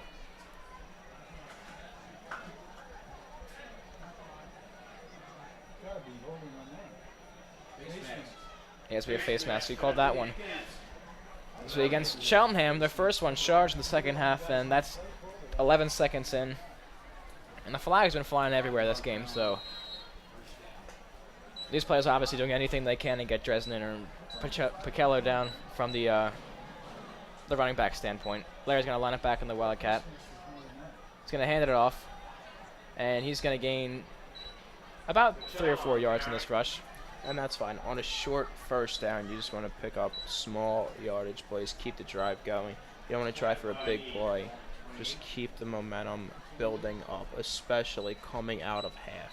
Yeah, and getting yard by yard is really what counts here. If PW can keep eating those yards up and forcing Cheltenham to make penalties and get those yards, this is what's ultimately going to help PW get the W in the end. They're lining up on the line. Snap. And the handoff. Can't find a hole, but he's not going down. Looks like he's using... maybe losing a few yards in that play. It looks like he's down on that. And he's down. He's not getting up. He's not looking good. And, yeah, the athletic trainers are coming over real quick.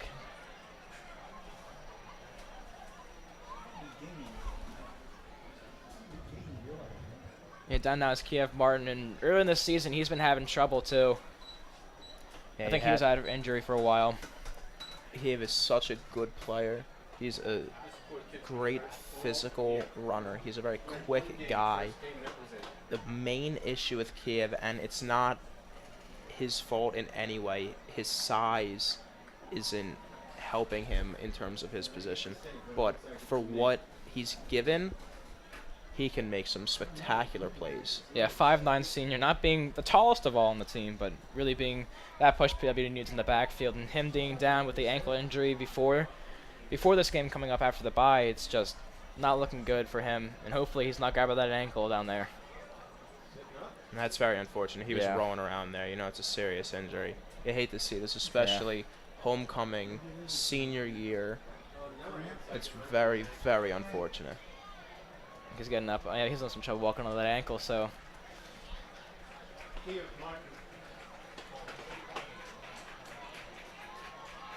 Hey, he's looking a little livid down there at that ankle. Hopefully not the same one that he had the problem with earlier in the season, but look, I checked out on the sideline. That's just unfortunate, it really is.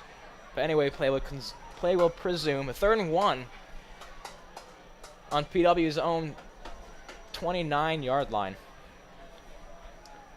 They keep coming out with this 2-back formation. Yeah, it's interesting. It's like a hybrid of the Wildcat, and he's going to rush it right through for the first down. They'll end up on the 32-yard line for PW. Yeah, and it's some kind of hybrid that the Wildcat, instead of having 3 or 4 guys in the backfield covering that quarterback, giving him some space in the pocket, he's just finding that quick pass off either to Dresden or Mikey. Just having those options in the backfield is what's been really helping them convert yards on these rushes they've been having all game. Exactly. And that's the type of play that you want on that 3rd and 1 right there. You want to keep moving the chains, keep getting short increments when you have a short field to play with. And you get into a pace, too, where you're not going to the huddle where PW is taking its time. They get into a pace, they get yards, and they end up scoring touchdowns, which is what you saw for the first 2. They scored in the first half. Larry's going to get back in the pocket, and he's going to get taken down around the 30-yard line, with a loss of 2 yards. That's a great job of that corner, recognizing that he got burned on that same play in the first half, seeing the formation, seeing the receiver stop and try to do a swim move to the outside and go. Great job. He single-handedly broke that play up, and McLaughlin was stuck. He couldn't do anything with the ball. Larry had nowhere to go. That Cheltenham defense really stopped him pretty well. And that's going to be a 2nd and 13 for PW, back on their own 30-yard line. Taking a little more time to get to the line, trying to figure out what they're going to do to get this touchdown. Larry lined up back in that. Looks like to be the Wildcat. The handoff. And he's just getting taken down back. Maybe losing a yard. It's that inside run that's going to kill him. Yeah. They can't keep putting themselves in these 3rd and longs and 4th and longs. They need to start getting positive yardage from the inside run. It all starts with the offensive line. They need consistent push off the line. They need to hold for a second or two to get the ball cleanly and see a hole to go into. And they're slowly figuring out this inside play is not going to work. So, and it's costing PW too. But let's see if they can try and figure something out here in the shotgun. The quick snap to Larry. Range right back in the pocket. He's going to find a diving receiver. And we're gonna cut down to Caroline for a quick injury update to Kiev Martin. Big news here. Kiev Martin, number 5, the running back, who had already injured his left ankle but was still playing, just appeared to re-injure his left ankle. He is currently being attended to by the training staff. We don't know his status if he'll be back in the game, but he was already injured and he was playing, and he went down. So let's find out. But he is being attended to currently by the staff. All right, thanks, Caroline. That'll be detrimental for the PW offense, but Larry's going to line up back in the shotgun. Oh, man, it's a punt.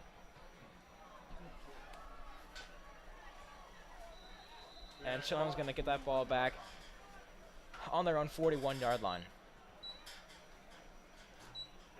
And this is the same thing that Cheltenham started with in the first half, and this is what PW couldn't let them do in the second half. Short field, and all you see, that one big play changes the entire dynamic. And this is where the Cheltenham offense really hurts the PW defense. If I'm Cheltenham, I pound the run game right here. You already know if you need it, the pass game is there. Establish this run game, and they have to hold on to the football. That is key for them. Hey, right here, they got to stop Cheltenham before things get bad. Back in the shotgun, Cheltenham. Snap. And the handoff to 7, who's been quite the running back for Cheltenham, picking up the yards. And he's going to get a major gain for a 2nd down and 3. It looks like the Cheltenham 49-yard line. That's exactly what you have to do. Just keep pressuring. Make this defensive line stop the run game, and then you can start putting in these different schemes. But until they stop, keep pounding the football up the middle. Lap in the I formation.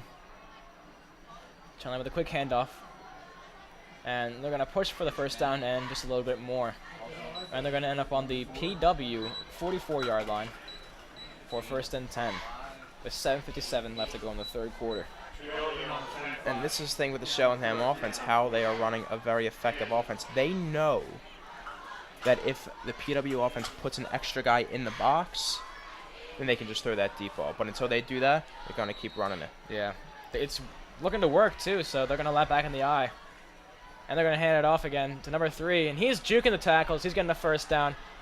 5, 10, 15 yards more, maybe a little more. He's going to get out to the around PW 18-yard line for 1st and 10. And that's a huge again, like you were saying. You keep running that ball. And he just found the hole there. Dodged a few tackles, and there you go. And this offensive line is really dominating the defense line. They just brought in big number 74, Jimmy Harnett, and tried to slow down the inside game. Yeah. He's been really good this year at getting pressure up the middle, playing his nose tackle position. He can really make an impact. Definitely. Going back to the Cheltenham shotgun, we've been seeing a lot this game.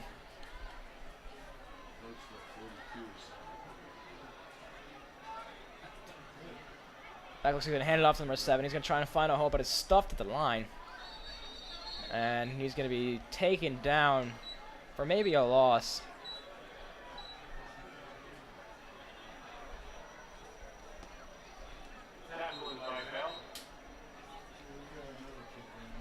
See another injured down.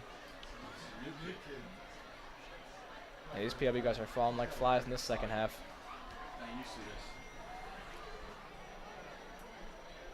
So that's one of the new guys, too.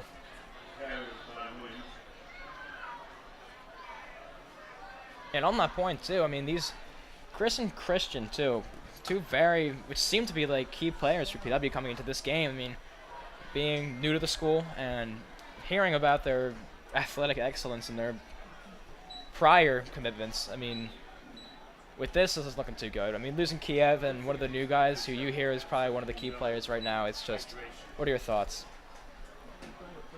We were talking to Dan Chang earlier, and he said those two new additions are key to their success. And like we said pre-game, this game tonight could be the turnaround of the season. And when you see one of them going down, it really is a blow to this team's confidence. Yeah. Hopefully he's okay. Hopefully he gets back in the game. But until then, PW really has to start figuring these things out and be very aggressive and very confident in their play calls. Yeah, especially being down by a touchdown. They got to make some changes real quick.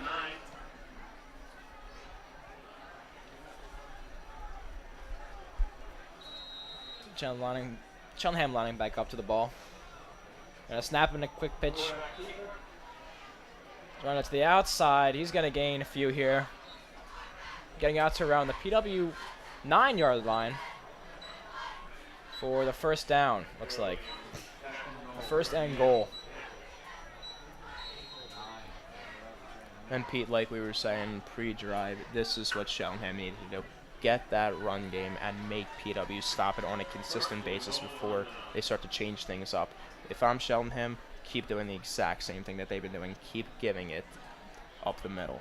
Yeah, just have that offensive line do the work for you and get that running back right up the gut. And he's going to do the same exact thing here, but gets stuffed by the PWD line. And they're going to lose a few yards here. That was a great rush by PW. That's just a good play by number 33, Zach Chiaroli, right there. Yeah. Good job recognizing the guard down block. He comes in from that outside linebacker position. Good play. They finally got that run game. The question is, does Cheltenham stick with it? Because on the last possession right there, they had a 2nd and 9 they got the first down. Do they stick with that, or do they try to go to the very effective pass game that they had in the first half? I think they stick with the run game here and see what it ends up with, because they've been successful, gaining, I think, almost 60 yards in this rush. Lining back up in the I formation, Cheltenham lining up to the ball. The snap and the quick handoff again. Run to the outside. Never mind.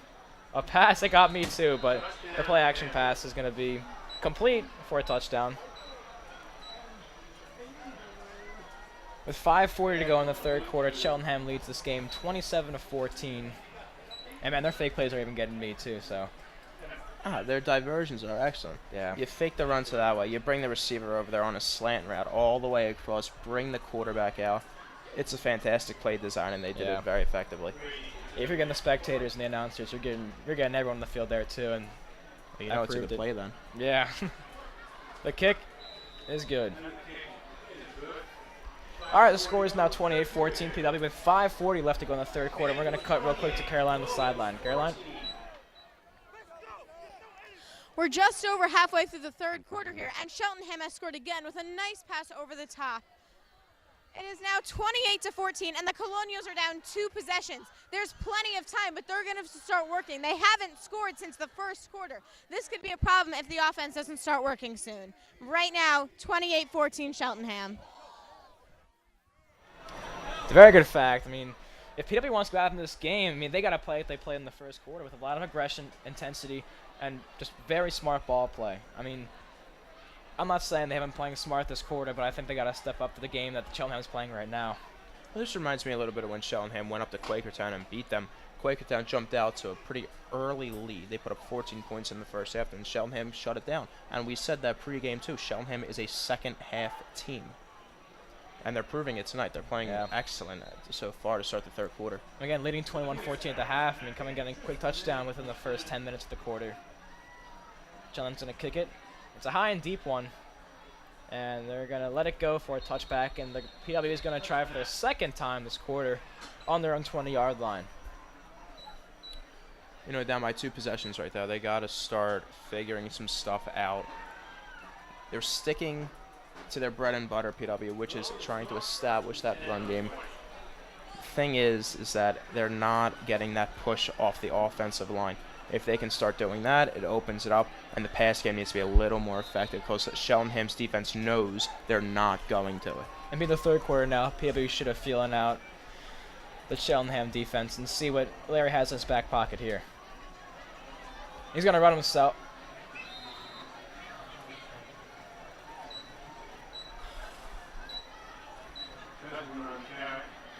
Pete, I'm telling you, you know how that's a good play when you know the announcers fake that. I can't even get it right. I can't even stay on top of it anymore. You see on these NFL games where the camera guy, he pans one way, then the ball's the other way. Yeah. It's a good play. Still a lot of time left in the second half. Let's see if PW can capitalize. Sticking with that 2-back formation with 2 receivers on the outside. It's interesting.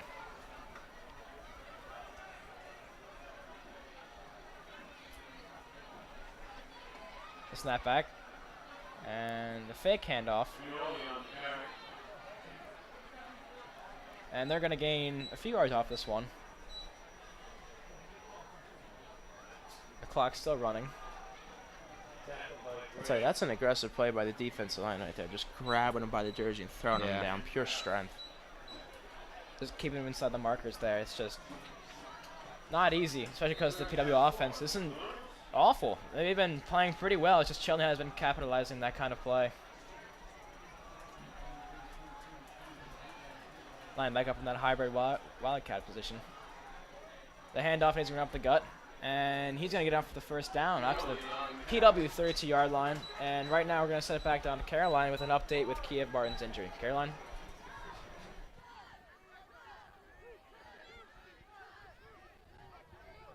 Another injury update for you here. Kiev Martin, who went down a couple minutes ago with an ankle injury, does not look like he's coming back. He's sitting here on the sidelines with ipe taped to his ankle. Not looking great, looking really down, so probably not coming back in this one. We'll see about the rest of the season, but it looks like he's done for tonight.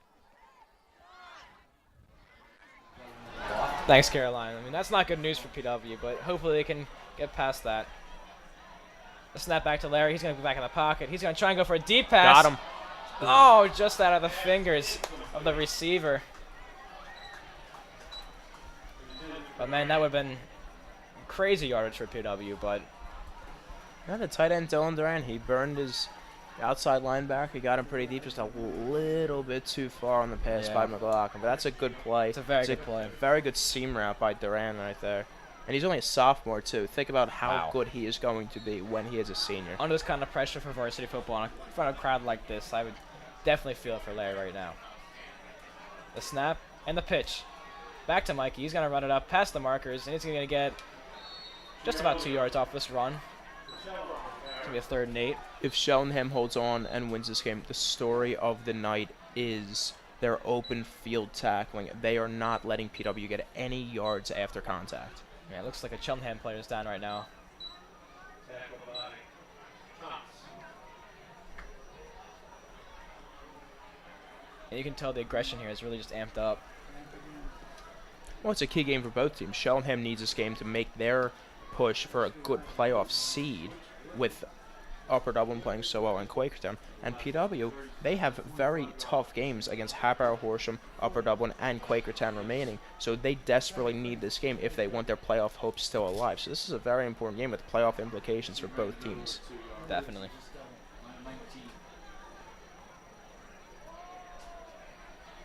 And looks like the Cheltenham player's up, and he's getting helped off the field here. And he'll resume play. And PW with a demanding start to their rush. I mean, with a deep pass that's just to the fingers of the receiver. And a nice quick run for third down. We got a 3rd and 8. See what PW can do in this 3rd down. Because I think if they don't get this conversion, they're punting this one away, and they're going back to the defense. And time is running out for PW. Might try a little screen pass here to Brian Dresnan. There he is, looking outside the pitch. He's going to get up there. He's got some room to run, and he's just getting taken down by his waist. The 50-yard line by number 1 on Cheltenham. Great tackle. Again, great play, great run by Mike Pacello. Oh, yeah. But again, open field tackling, something PW has struggled with immensely this season on the defensive side of the ball, and something Cheltenham has enforced on their defensive side. It's been unbelievable to watch them. Lay back in the Wildcat, looking for a call from Chang.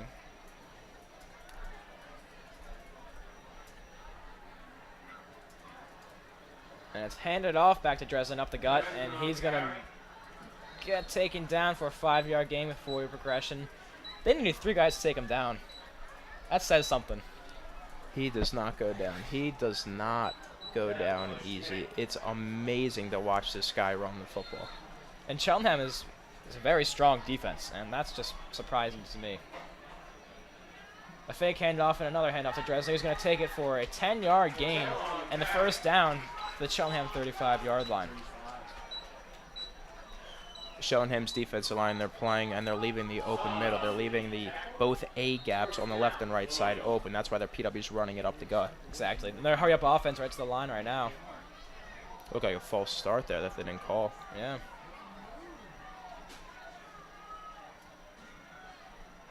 Lay back in the Wildcat. He's going to take it himself. Try and find a lateral, but he can. He's getting taken down. No gain, no loss. 2nd and 10 on the PW or the Cheltenham 35-yard line. It's confusing why they're running the ball to the short side of the field. They're not giving themselves any room. Looks like trying to find the fake. Maybe Cheltenham's predicting that run, and PW is just trying to find a way to get out of that. Back to the Wildcat, finding the open side of the field. Mikey's going to take this one, but a gain of maybe a yard or 2, but it'll be 3rd down for PW, just outside of the Cheltenham red zone.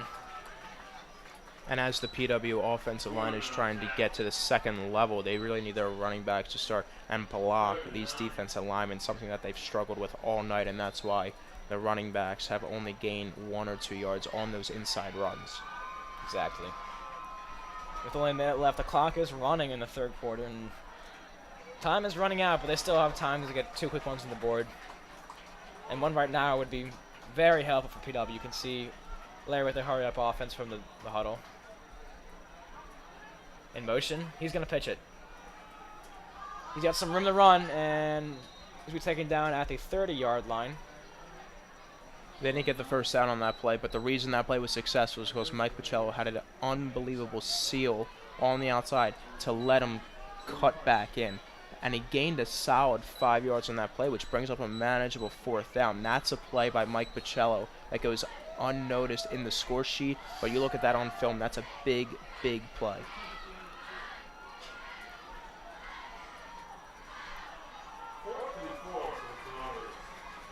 Another man in motion. Larry back down. The fake handoff, and he's going to pitch it out to Dresden. Dresden's going to run this one up for 1st down. And he is taking down a flag on the play. That's coming back. Yeah, it's coming back a little bit. It's going to be on PW.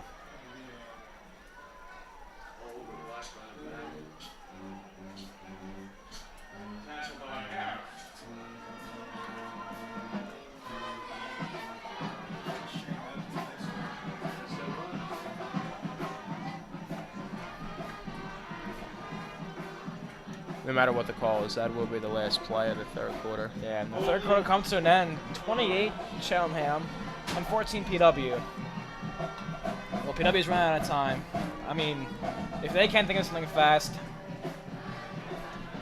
I'm not sure they'll be able to capitalize in this quarter, but it'll be interesting to see how PW reacts to this kind of pressure. That holding call is unfortunate for many reasons. It brings them back from a 4th and 4 to a 4th and 9.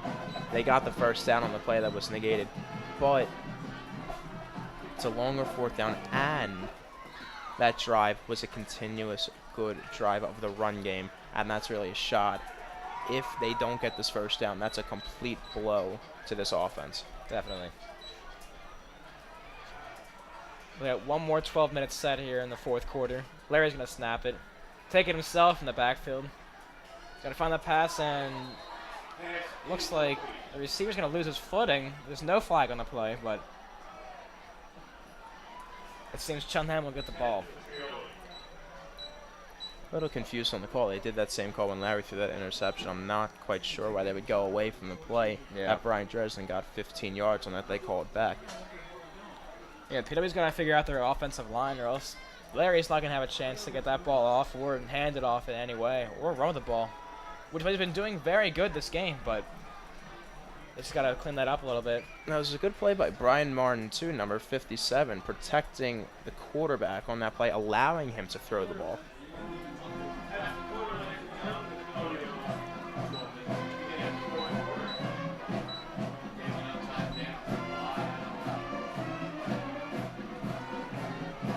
And it looks like no timeout, just the end of the quarter, but That's just not how you want to start the third quarter right there. Coming off a game that you need, you can't afford. And the way they came off, too, they started out doing Right, amazing. Both teams were just firing full cylinders, back and forth game, but now it's just seeming like PW is losing a lot of their steam, and Cheltenham's just taking this 28-14 lead by charge. They did, and Cheltenham had a great run game on their last drive. Don't be surprised if they try to keep doing that, but watch for that deep pass. They might try to get a couple runs in and then take their shot downfield.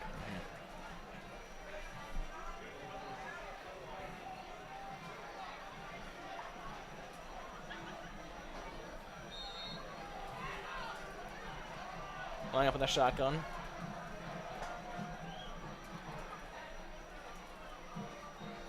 Jump with a snap. And the handoff is going up the gun. He's got some room to run. And he's going to gain around 6 to 7 yards on this carry. He's 2nd and 4. He's still hesitant on running for contact. Cheltenham's running back. 3 fumbles in the first half. He's still, right when the contact occurs, he's still a little shaky about it. PW's defense has not taken advantage of that and trying to poke that ball out. They get to the hesitation in his footing, but the PWD needs to wake up a little bit. And they're flagging that play down immediately. Unless they're calling a false start on the offense in Cheltenham.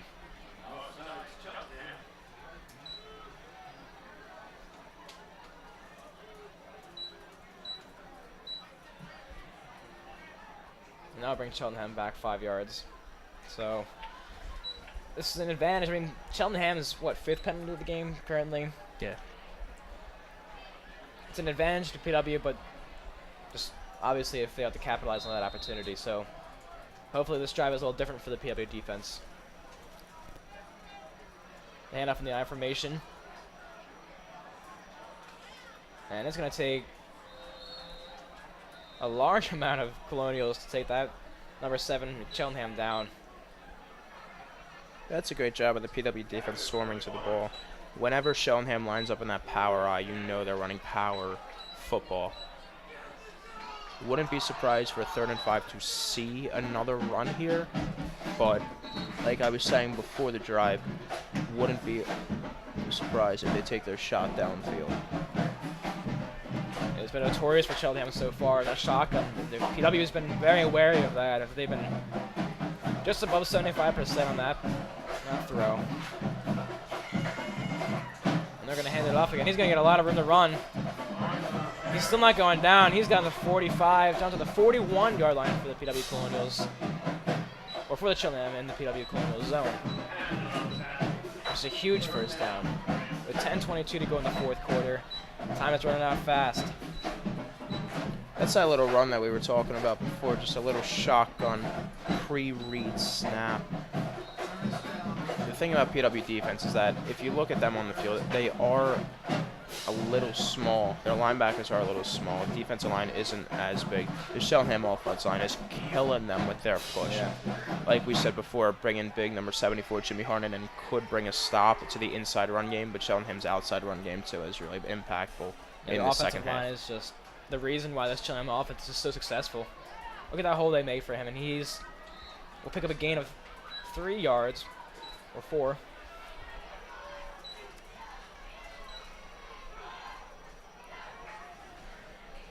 Not very often do you see a team whose pass game works so well in the first half completely abandon that for a run game that, in my opinion, has worked better for a consistent drive. This Cheltenham offense has been completely dynamic in all parts of the game. Yeah, I mean, strength all over the field for Cheltenham right now. Offense and defense is the reason why they're leading this game by double PW scores right now. Back in the shotgun, Cheltenham the snap and the handoff. Gonna find some room outside as we taken down for a gain of 2 yards. Beautiful tackle by number 18 on PW.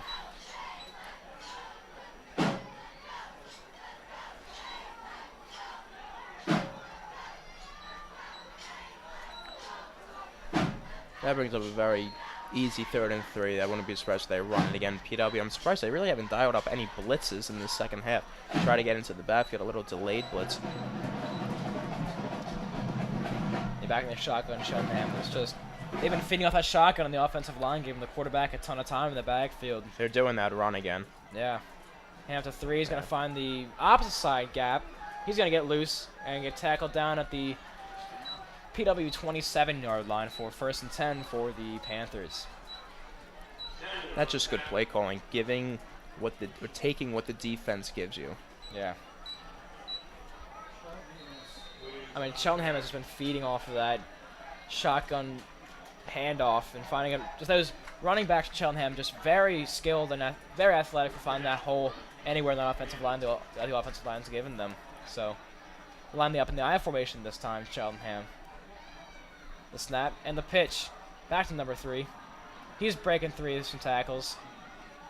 And he's going to find his way up to the PW 24-yard line for around a 3-yard gain, which is exactly what they need in this kind of rush, because Cheltenham is just slowly chipping away instead of going for those home run passes, which is a different kind of Cheltenham we've been seeing from the first half. But it's good time management. It really is. And getting back to the last play, that was a good outside contained by Mike Michelle, forcing the ball inside. It's just a matter of the inside linebackers and the defensive line rotating over to bring a stop on that play. Definitely. I mean, Cheltenham are on a 3-minute drive so far, really taking their time, realizing PW is down by 2. Already in the red zone for Cheltenham in PW's red zone. And they're going to take a timeout. Cheltenham's going to take their first timeout charged. They have 2 remaining. Current score is 28-14 with 7:24 remaining in the 4th quarter. Now, if you're PW's defense, what are you trying to do to get this ball back? There's really nothing you can do. They've tried everything. They have. They've tried pounding the box. They've tried separating for the pass game. Nothing's worked. Cheltenham's play calling is phenomenal. Every single thing the PW defense does, Cheltenham counters with it. Yeah, they have the PW's defense and offense read all night. Exactly. The one thing PW's defense could do is bring a whole house blitz.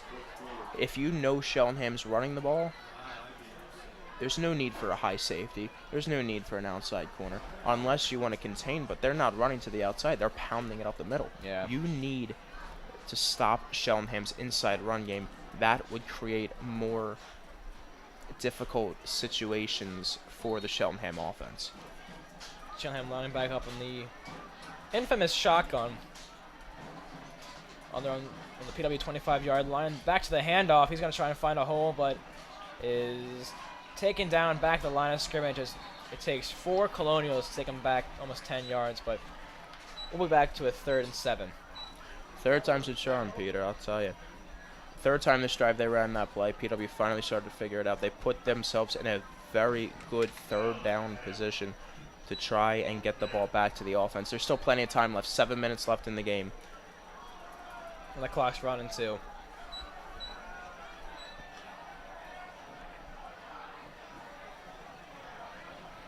Cheltenham back in the shotgun. Look out for a deep pass here. Yeah, PW trying to keep up with that. Cheltenham quick moving offense. The quarterback's going to take it himself.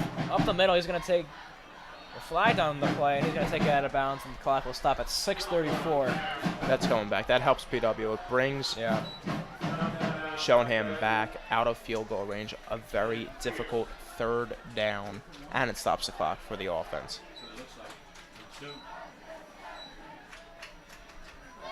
And Cheltenham's taking their time figuring out what they're going to do, and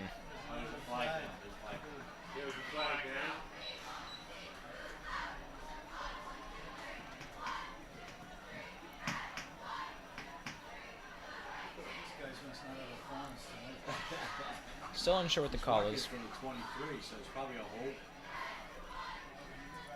They're taking them back. Yeah, they're taking Cheltenham back.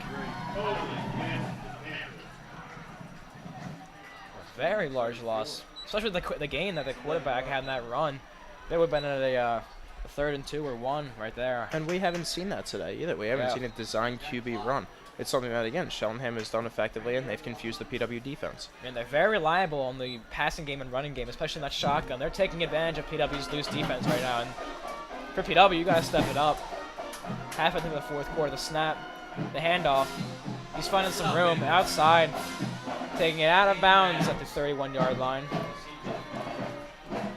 Around the 31-yard line for a 4-yard gain, which is still huge because they are running this clock down and getting some yardage off of it too. I mean, being 4th down, you either bring the field goal unit out or go for it again and try for that 1st down, considering you're almost in the PW's red zone.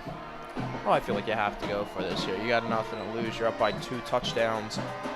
You're in PW territory, and PW this game has not contained a consistent long drive, and the clock is moving. If I'm Cheltenham, I go for this, and I run the ball. I do not pass. Of course. Yeah, Cheltenham taking their time in this one. Cheltenham lines up to the ball. They're lining back up. And it looks like the I formation this time. Looks like they're going to try and run this ball off the gut. Yeah, this is next week, though. We'll go back and get together next week. A little movement up from the PW Colonials, and that's going to hurt them.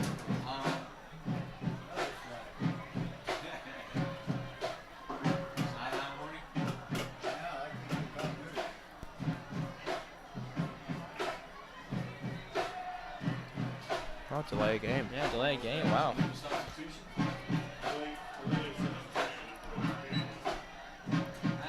I'm thinking maybe they wanted to punt and try to get more.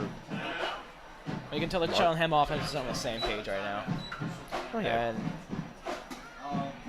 looks like Cheltenham will take their 2nd time out of the half with 5:17 remaining in this 4th quarter. And Cheltenham, this is almost a, 5-minute drive now? They're really eating the time now, and this is killing PW because now they have around 5 minutes if they can't convert this 4th down to score 2 touchdowns, if more. This is the perfect late game drive for Cheltenham. It really is. You're moving the ball, you're getting 1st downs, and you're keeping the clock moving, and you're keeping PW's offense off the field. Perfect job by the Panthers tonight. A very even offensive defensive game for the Panthers, and they're going for this long field goal attempt to be a 47-yard attempt.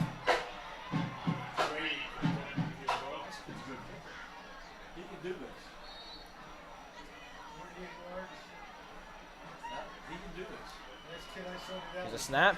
The hold, the kick, it's up, it's deep, and just short of the upright. Gotta respect him for Yeah, trying that. a very good that, attempt. That one looked good from the moment it hit the foot. That would have been crazy. Yeah. A crazy long field goal, just short of the attempt, but PW will get the ball back on the 31-yard line for 1st and 10 with 5:17 remaining. Listen, they're still in this game. If they get a quick score here, they still have 3 timeouts.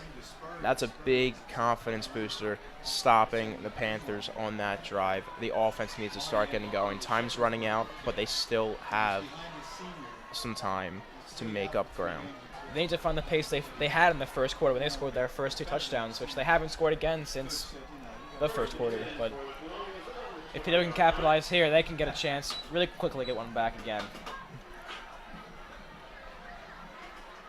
Larry back in the shotgun, looking for something big here. He's ranging back. He's looking for a receiver. Deep. He's got him wide. I saw a push, but no flag. That ball's be thrown out of play, and it'll be 2nd and 10 on the 20-yard line. And this is where PW's in a tough situation. The passing game hasn't worked all year for them, and now you're forced to pass. It's going to be interesting to see what different combinations they run, who steps up for them, and you need your quarterback to start putting the ball in areas where their receivers can make plays. Definitely.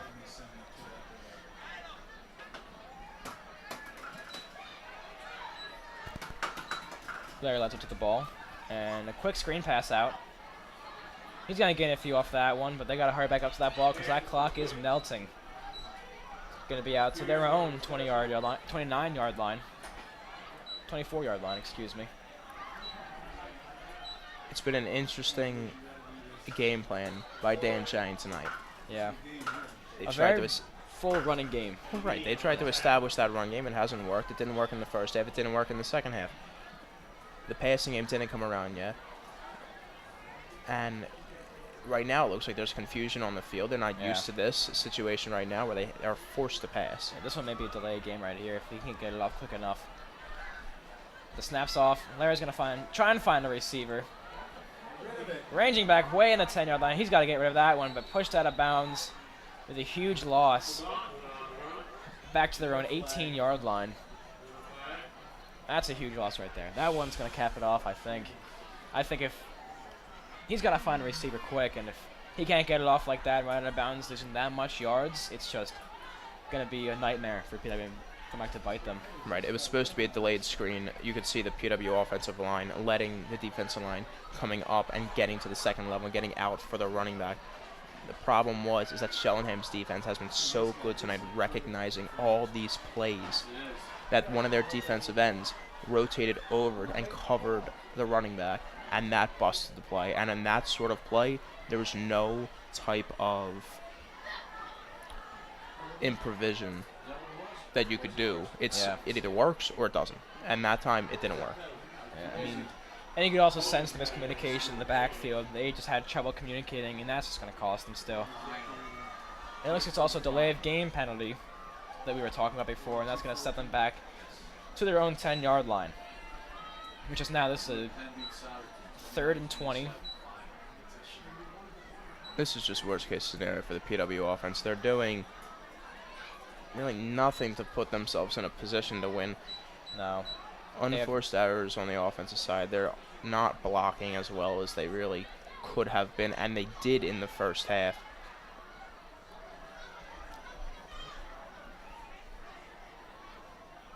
Still a lack of communication by the PW offense. They got to step it up.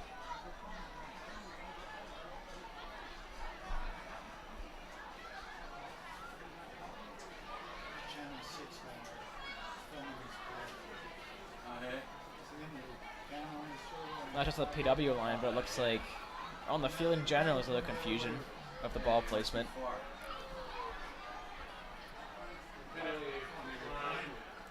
The penalty was declined by Cheltenham, and PW received the ball back on the 17-yard line.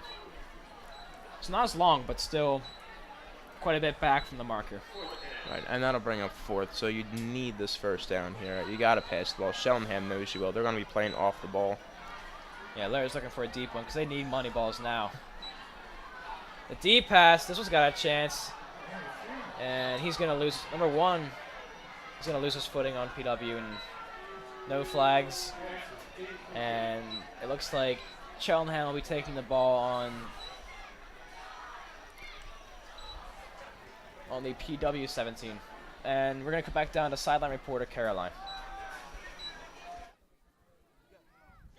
All right, with a little over 4 minutes left, it's not looking great for PW here. Cheltenham has the ball deep in PW territory, up 2 touchdowns. Unless a miracle happens, it looks like Cheltenham's going to win this game, but we'll have to watch and see. Thanks, Caroline. I think you're about right there. I think that one play kind of set off just how this game's going to end up finishing. Cheltenham is in no need to put this in the end zone. Just got to take as much time off the clock as possible, get positive yardage, and they're just going to keep running the ball. The short gains not up in the I formation. I don't see any reason why Cheltenham shouldn't just get these small yards. And a fumble in the backfield, but recovered by Cheltenham for a definite loss, but the clock is still running. That just shows anything can happen. PW's still in this game. As long as there's time on the clock, it's not over yet, and Cheltenham just proved that's a mistake that could not happen. PW's defense needed just be a little bit quicker and capitalize on that. But the bad thing about the PW team right now is that the clock is really going against them. Yeah, time is running out for PW, but this game is not over yet. Cheltenham lining up back in the shotgun or in the I formation.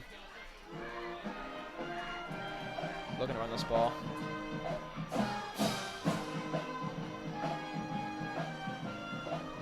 It's a handoff, and he's going to get it up the gut for a gain of around 4 yards.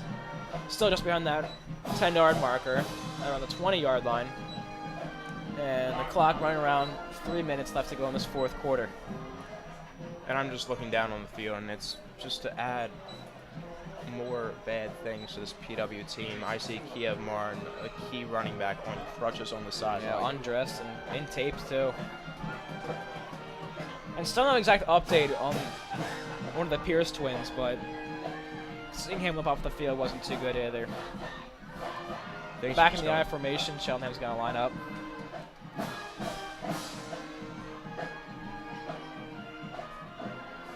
He's going to hand it off again, trying to find a run up the gut. He's going to gain a good amount of yards here. He's going to end up back at the PW 10-yard line. Just short of the first down. And it looks like PW is going to use their first of their 3 timeouts of the second half. With 2:22 remaining, it just looks like time is going so fast. It's running out. This second half definitely was not how the coaches wanted it to be at halftime. Yeah, you can see the edge in the players hasn't been shown in the second half right now. Yeah, they played well in the first half. It was a very competitive game. And Peter, I don't know about you, but I was not expecting PW to come out this flat in the second half. I really was not. I was looking for a push, but... And it's not like they didn't have opportunities. They had a lot of opportunities to capitalize on some Cheltenham mistakes. They just couldn't get that one big play that would swing the momentum from the Cheltenham sideline to the PW sideline. But Justin, I really think that we got to reiterate the fact that what we were saying earlier, that PW really needs to learn to slow their play down, be able to reformulate on offense and defense, and be able to go at the pace that Cheltenham is going. Because if you can match them, you can play any team in the division. Absolutely. 100% agree with you. Then they have a 4th and 2 on the PW 20, on the PW 10. Cheltenham's going to line it back in the I formation. 2:22 left to go.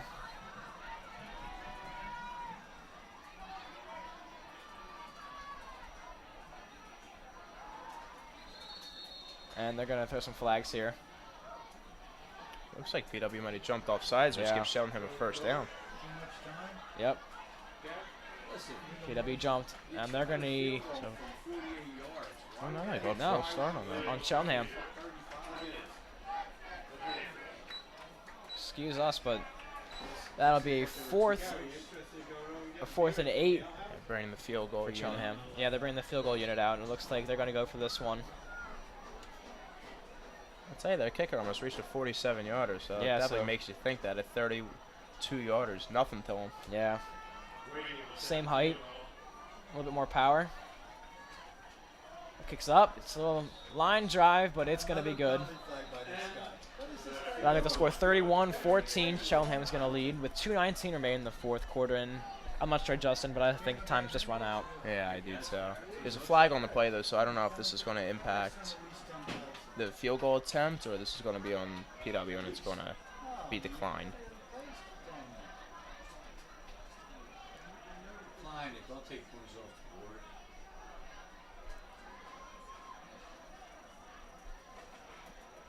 It's going to be a false start on Cheltenham, so they're going to take those 3 points back off the board, and they're going to redo fourth down. Just a little bit further back. Oh my God.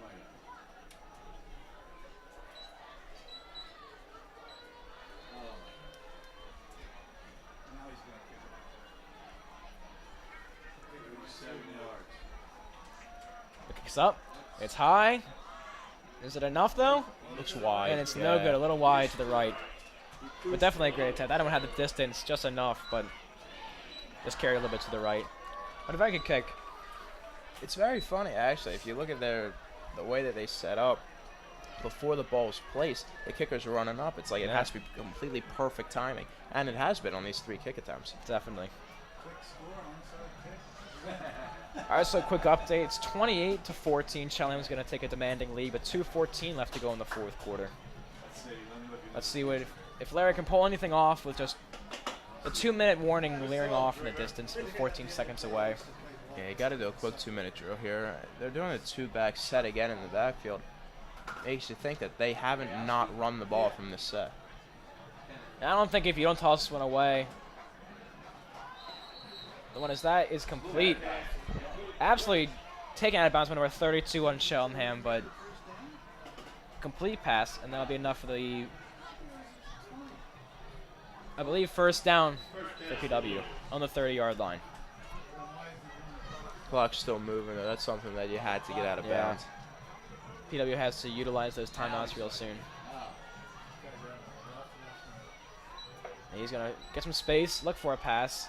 Gets the receiver. He's going to catch this one. Not sure if he got out of bounds or not, but he's going to get some yards off this one. Once again, inbounds. I think PW's got to use a timeout here. If they're going to clock manage and try and pull something off, make the score a little closer, I think they got to. They're going to head right back to the line. Larry's going to head back in the shotgun, find some space, some time in the pocket.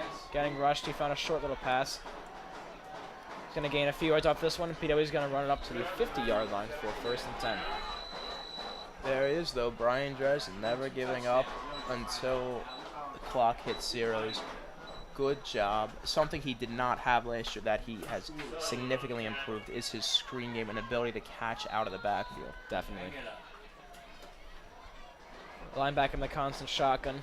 He's going to scroll out to the right. Going to try and find a pass, a deep pass. He's got number 11 wide open, but just a little bit out of bounds. And it'll be incomplete for a 2nd and 10 back to the PW 50. You got to give your receiver a chance to make a play on that. Worst case scenario is that you overthrow him inbounds. The key is inbounds. You cannot throw the ball out of bounds and not give him a chance to make a play on the ball. And I realize you only have 1:11 left to go in this game, pretty much. Just capping off that. I think you just got to keep going for it, and I think keep pushing. Even though you might end up with a loss in the end, it's just how much you're willing to keep putting in. And tell Cheltenham you're not going to stop battling for that ball.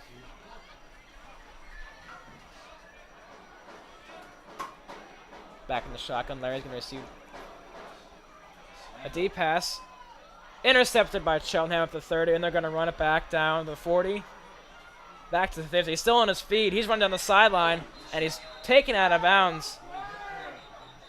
And it looks like there's flags flying, and 2 flags on the play. And it looks like the player who intercepted the ball is going to be down. Getting up slowly, but flags flying everywhere. Right near the PW bench.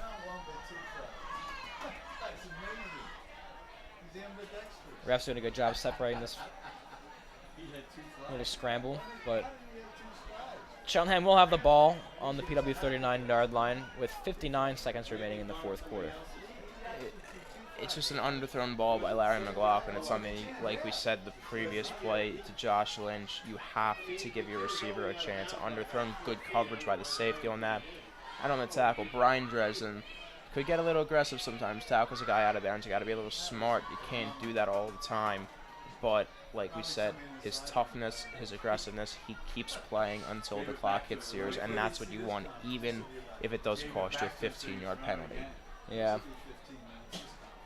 At this point, PW is going to try and play the strongest defense they can, as I'm almost positive Cheltenham was going to try and run the clock down to end the game. Would be very surprised if they don't kneel the ball here. Just make sure everybody's healthy. Don't risk an injury. Just play it safe. Take the win. Get out. It's a good win for Cheltenham. We can't underline that. They played very well tonight. PW, they could take some positives away from this game, but they also have a lot of work to do. They still have 3 games left. There's still time to make up ground and try to push for the playoffs. They need help, but the thing about PW that has hurt them last year and this year is their inability to finish games and the inability to win these games and come from behind. I mean, their game against Wisp was very different, as they just kept that lead and they kept pumping the offense and defense evenly on both sides. I just think that this is a wake-up call for the both Colonial defense and offense to wake up for the, obviously, 3 coming up matches they have that are very difficult in league, but if they win the next 3, will mean something for the conference and hopefully their playoff hopes. But tonight was definitely a learning experience for PW, and Cheltenham gave it to them the hard way. No, and Peter, like you said, the Wisp game, you see the potential of this team. Everything works. When everything works, in my opinion, this team is a good football team. Tonight, not everything went so well, and that's been the story of the season, is that when one part of the game works, the other part doesn't. And tonight, nothing really worked for them. So Refs are trying to organize some kind of calls here. They got on both sides.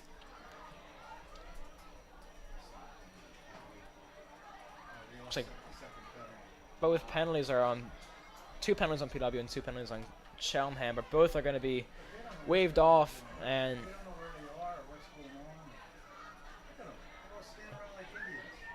looks like one of the refs is explaining what they're doing to Colonials head coach Dan Chang. Like you said, trying to sort all of this out. It was a very...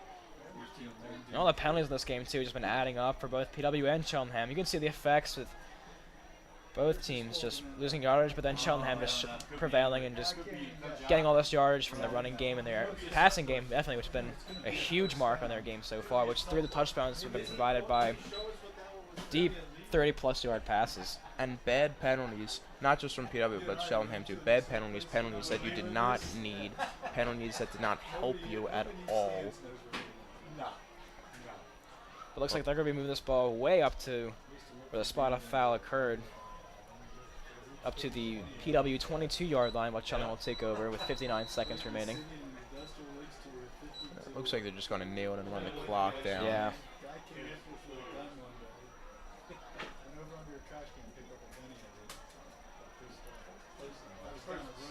I will say you can't deny it's been a hard-fought game by both teams. Both teams played their hearts out. Yeah. They played to the final whistle. Unfortunately for PW, it wasn't the outcome they wanted before the game. But like we said, there are positives to take away.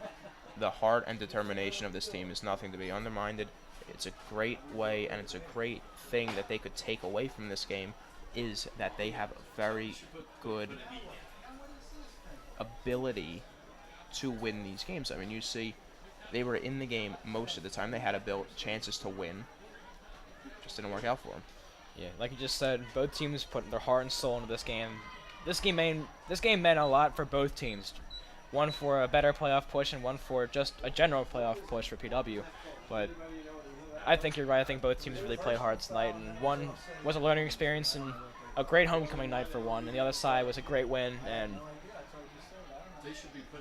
I guess they just cap it off with this, hopefully, kneeing of the ball and don't pound more on PW. That's another positive, like you said, to take away from this. Great atmosphere tonight. It's homecoming. It's what you want. Positive vibes all around. So they're going to go for a play. They're going to try and run up the middle. He's going to get stuffed to the 30 and still carrying, I guess, 4 yards for about a 5-6 yard pickup. The clock's still running with 46 running down. And Cheltenham will take over again for second down and 2nd and 4 on the PW 26-yard line. And it looks like they'll nail this one here and be the last play of the game. Yeah, that clock's still running. 7 seconds. Now you know how good a referee is. All you gotta do is wait for 5 seconds. Now they're putting the knee down. Oh my gosh. Cheltenham lines up in the ball. A little bit of celebration before the clock runs out. Dancing on the left end here. Look. Tell RJ we deserve a raise for this one. And that's going to be the game. And Cheltenham's going to win this one 28-14 over PW on homecoming night. And this is a great win for Cheltenham. I think just in their perspective, this is another push for playoff.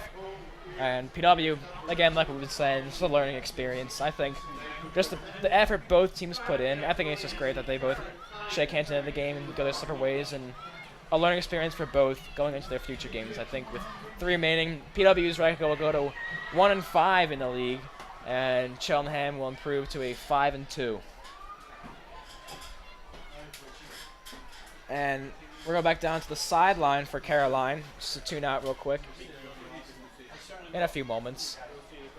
But, I mean, really, this game, homecoming, the atmosphere, the hard determination the players put in, what do you really think? Did you see this outcome coming, or do you think PW should have put on a better game? If you look at the way the seasons have gone for both of these teams, you expect this sort of outcome. I think the way Cheltenham played tonight in terms of their offensive efficiency and defensive efficiency is the story of their season. They are 5-2. They are a very, very good football team. They are going to make a push for the District 1 football title. PW, they are still a young team. People don't realize that. They have a junior quarterback. Their running backs are very young. Their 2 new players are this is their first game with the team. There are some positives to take away, but the season is getting to a point where these games are starting to get very critical. Yeah, I definitely agree. I couldn't agree anymore, actually. I just think a lot of these players, PW is a very young team. They have a lot of young players, even capitalizing on that. Their quarterback is a junior. He's still learning. I mean, this game, again, I'm going to keep saying it was a learning experience. I think this wakes up PW to a higher caliber team like Cheltenham and go to face teams kind of like Cheltenham between Hatboro and the teams they have coming up next. I mean, I think PW would want to watch that if they can make a push for the next 3 games, maybe have a possibility of making playoffs. But tonight was definitely a very good homecoming night. A lot of fun, I think, for the student body. It's, even the football players, too. The atmosphere I could even feel in the box here was just... I could feel the energy. I'm not sure about you, but I could feel it. All right, well, signing out. Final score, 28 Cheltenham, 14 PW. Homecoming night 2018. Thank you for joining us, and have a good night.